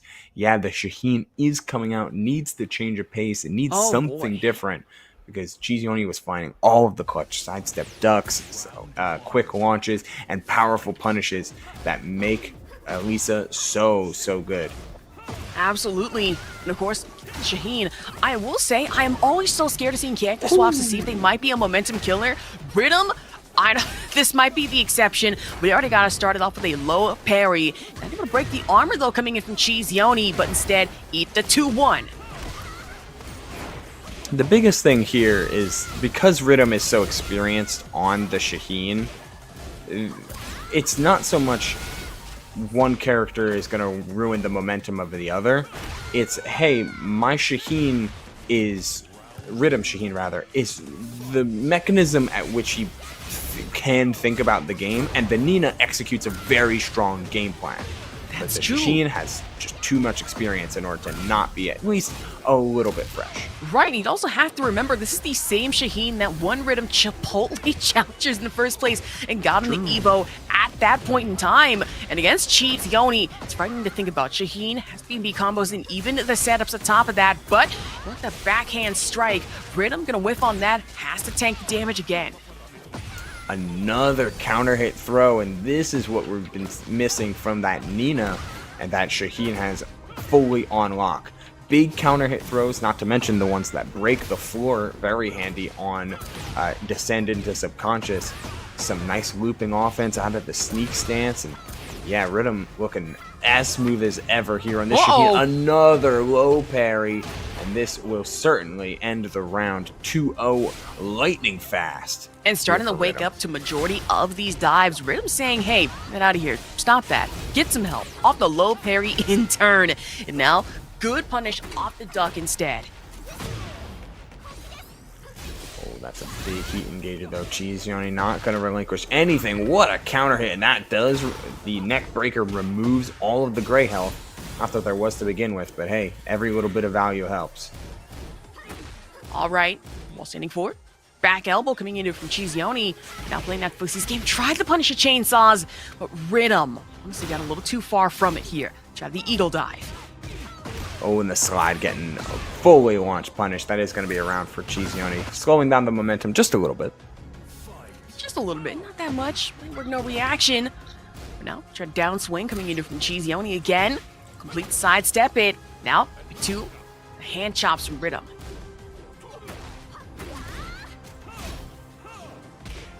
Oh, trying for some extra tracking. Oh, man, what a trade. Riddum still holding on to that extra heat engager, though. You know the chip damage can be devastating with this destruction stance. You know the damage can be devastating. And even just trying to find a punish off the dive. You want the sidestep right punish. Do so. In turn, counter hit grab, and then that backflip. Oh, okay. And going for the low to loop the offense just a little bit. No punish, calls out the reversal. It was rage art, and yeah, Riddum starting to really get into that game flow. You know that CheeseYoni's going to be looking for the big swings, those big reversals, anything to steal the turn back, and Riddum seeing right through it in this game number 1. Just starting to play into your mental, full and good bait out of the rage art, the punish. Now for Riddum, 1-0 so far against CheeseYoni. In the chat, I will say to whoever said Shaheen will come soon, I apologize, I was unfamiliar with your prediction game. You doubted me. I'm That's crazy. sorry. Crazy I in the couldn't chat. help it. The Nina looked so good the entirety of the top 8, but hey, shoutouts to CheeseYoni for figuring something out, and I guess shoutouts to Riddum for doing just the same. Down forward 1 twice over, stopping that jump away, no dice. And that back turn kick didn't even need it at the end of that one. Add some finesse to it. But now playing the armor move, power crush off the chainsaws. For CheeseYoni, slamming the tank on the low, standing 4. Trying to maximize some of those full crouch options. Oh, the fake into the slide. And now here we are at Riddum's true game plan. Trying to get CheeseYoni to insist on blocking, and then we get to play the full crouch mix between slide and those giant eagle dives. Looking excellent here from Riddum. 2-0 in lightning fast. It's gonna say these rounds are moving fast. Now the floor is lava. Turn that down back once, maybe once, twice over. But for CheeseYoni, still a tank it. Maybe not that one, I say. I might have spoken too soon. Curse lingers again. Full wall carry, and in that back heel kick, gargoyle perch, we go. Guaranteeing the wall after, trying to chop for the mid, the reversal break off that heat smash, breaking right through the attempted armor. Oh man. Now having to play the power crush, the armor through just as many eagle dives as possible for CheeseYoni. Only now able to get the recovery game on lock, but still Riddum leading by 2-1 here. Guaranteed floor break. Now we're in the sandy deserts of Las Vegas, Nevada, depending on who you ask here. At least in the desert, and Shaheen right at home. Oh, tries for the huge swing. Instead, we're finding the neck breaker, taking all that gray health away, and the raw rising punish. What a duck from Riddum, who goes up 2-0 just as quickly. If I'm CheeseYoni, I think we need to start thinking about how we're getting into this matchup a little better, because Riddum's Nina, right? That's one thing to contend with. You have some moves that really need to find yourself negative on and CheeseYoni can punish on. Riddum's Shaheen feels like a totally different animal that we are still trying to grapple with here.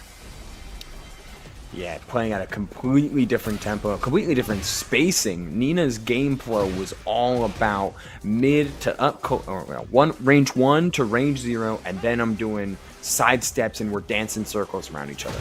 Riddum, we're seeing a ton more of these, of just like KBD to full screen, and giving him the opportunity to go right into sneak stance, or to use it off of like a full crouch down forward 4 and let that do the talking. A variable presence. Watch out for that chainsaw chip damage. I'm sorry to cut you off there. I apologize. No, you're good. But you're still, good. Oh, a back grab. Nasty work. Sickening disrespect off the slide. That low chop too. Gaining some plus frames. Close enough. Everything hitting. Oh man, Riddum put together the finest string, a couple guesses in a row that CheeseYoni was just off on, and way to steal that round right back. Now trying to dive again, but instead off the slide back, waiting for the mid check, and CheeseYoni was just sitting there, meanwhile Riddum menacing with it. Devastation incarnate as the water turns purple. Oh, it was Heat Burst for Heat Burst. Luckily, a Heat Burst cannot win the round outright, so CheeseYoni gets a chance to at least get some health back. Honestly trying that back four action, but no back kick turn. Not going to work out for Riddum, at least a little bit here. CheeseYoni tanking damage, getting scary with it, and having to lie on the head toss into the wall splat. Floor break. That was excellent routing off of the sidewall and clean wall splat, not in that order. Knowing that you can maximize damage, then break the floor, and off the floor break, the Rage Art being guaranteed. Perfect routing from CheeseYoni there to take the round in massive comeback fashion. Remember, they started that entire comeback at literally 1 HP. Just saying, insane with it, and even cleaner to watch, but the cleanest floor break, I should say. Watch also down into the deep depths of the desert. CheeseYoni is able to get you off here. Now head toss bomb spam again. No resources to really use, but do you even need it with as much of a life lead as you have here over Riddum?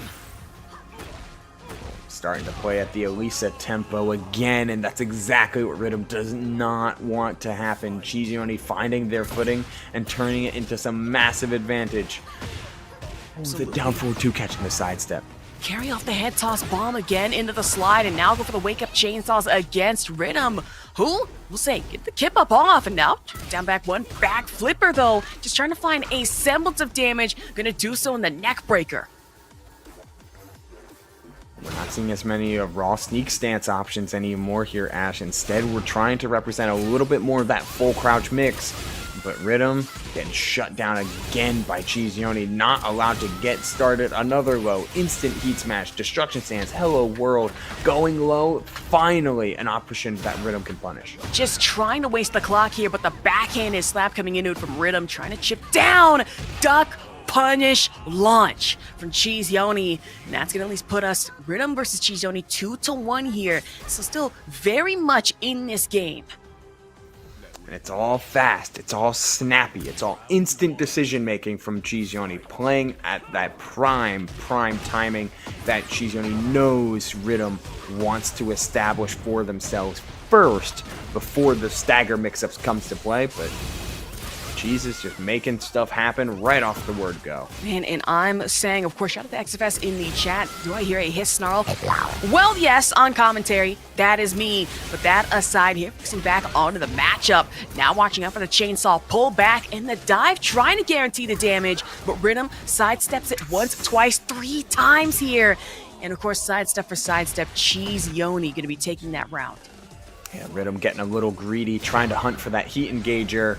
A case in point would have been excellently timed in the previous round, but hey, you'll still take it all the same. There's plenty of that. 4, but no. Dive in, back flipper, punish, but still drops it. And that's going to be a little devastating here for Riddum. Yeah, that could have been huge damage. Instead, I think the CheeseYoni hadn't quite landed yet, so it was a float hop kick, which changed all the timings. Absolutely. But now just going for the ACL kicks once, twice, 3 times over. And against CheeseYoni, no duck on a single one of these lows. And for Riddum, opportunity just a few more away to really just set this grand final reset in the books. Yeah, shoutouts to those instant, like, sneak stance cancel into crouch, and then another down forward 4 into sneak stance. And it's a powerful loop to the offense. Oh, and speaking of some quick lows, that slide creating opportunities.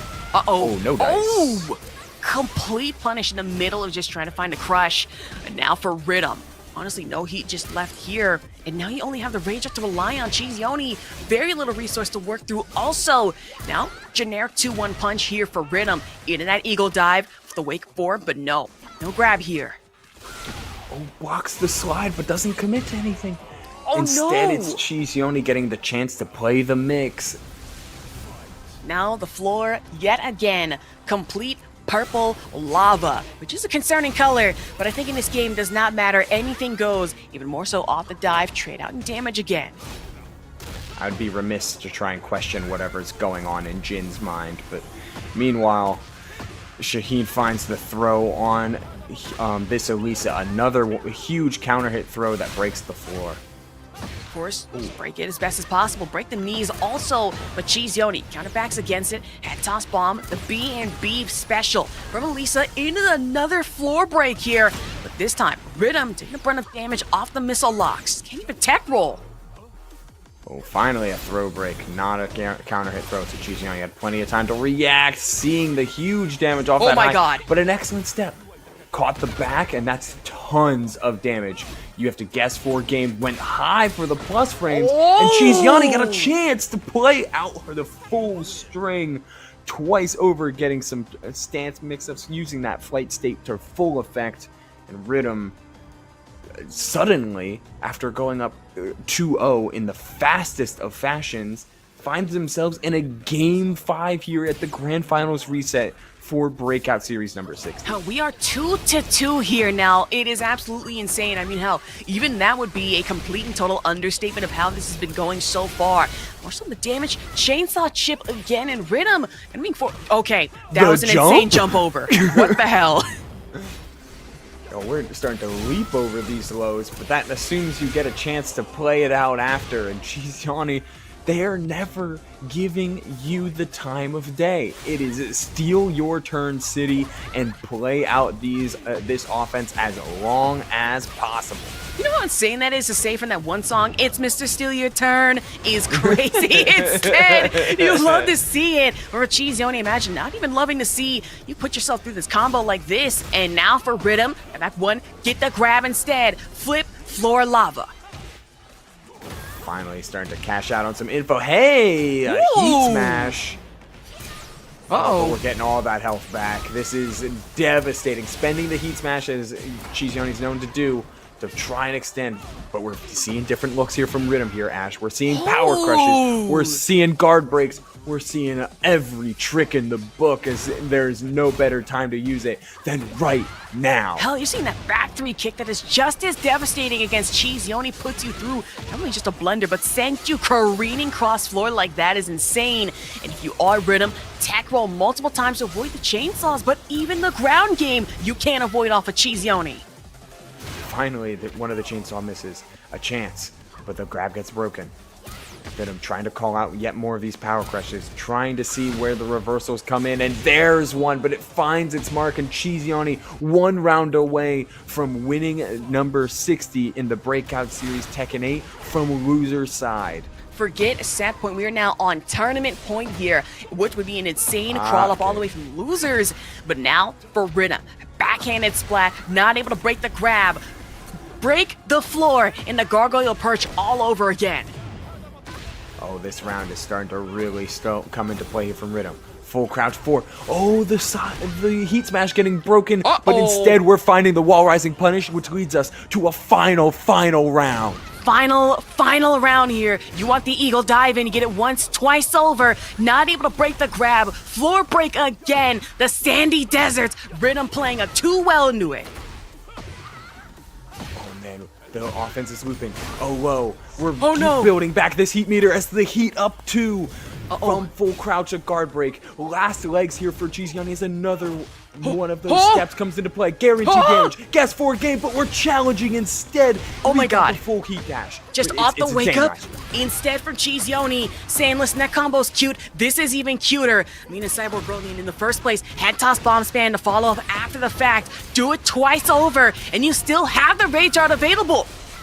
We're finding the wall here on the bottom half. Here in the desert, it's a last hit game here, Ash. The footsies. From full stage. No way. We're going Rage Art. It's getting blocked. Hop kick punish into Rage Art. And CheeseYoni keeping it simple to guarantee the victory. I'm in agreement here, Ash. Clap it up for a reverse 3-0 in Grand Finals reset. When it came down to it, final round. And it's CheeseYoni winning this edition of Breakout Series from the loser's side. Insane to think about the absolute insanity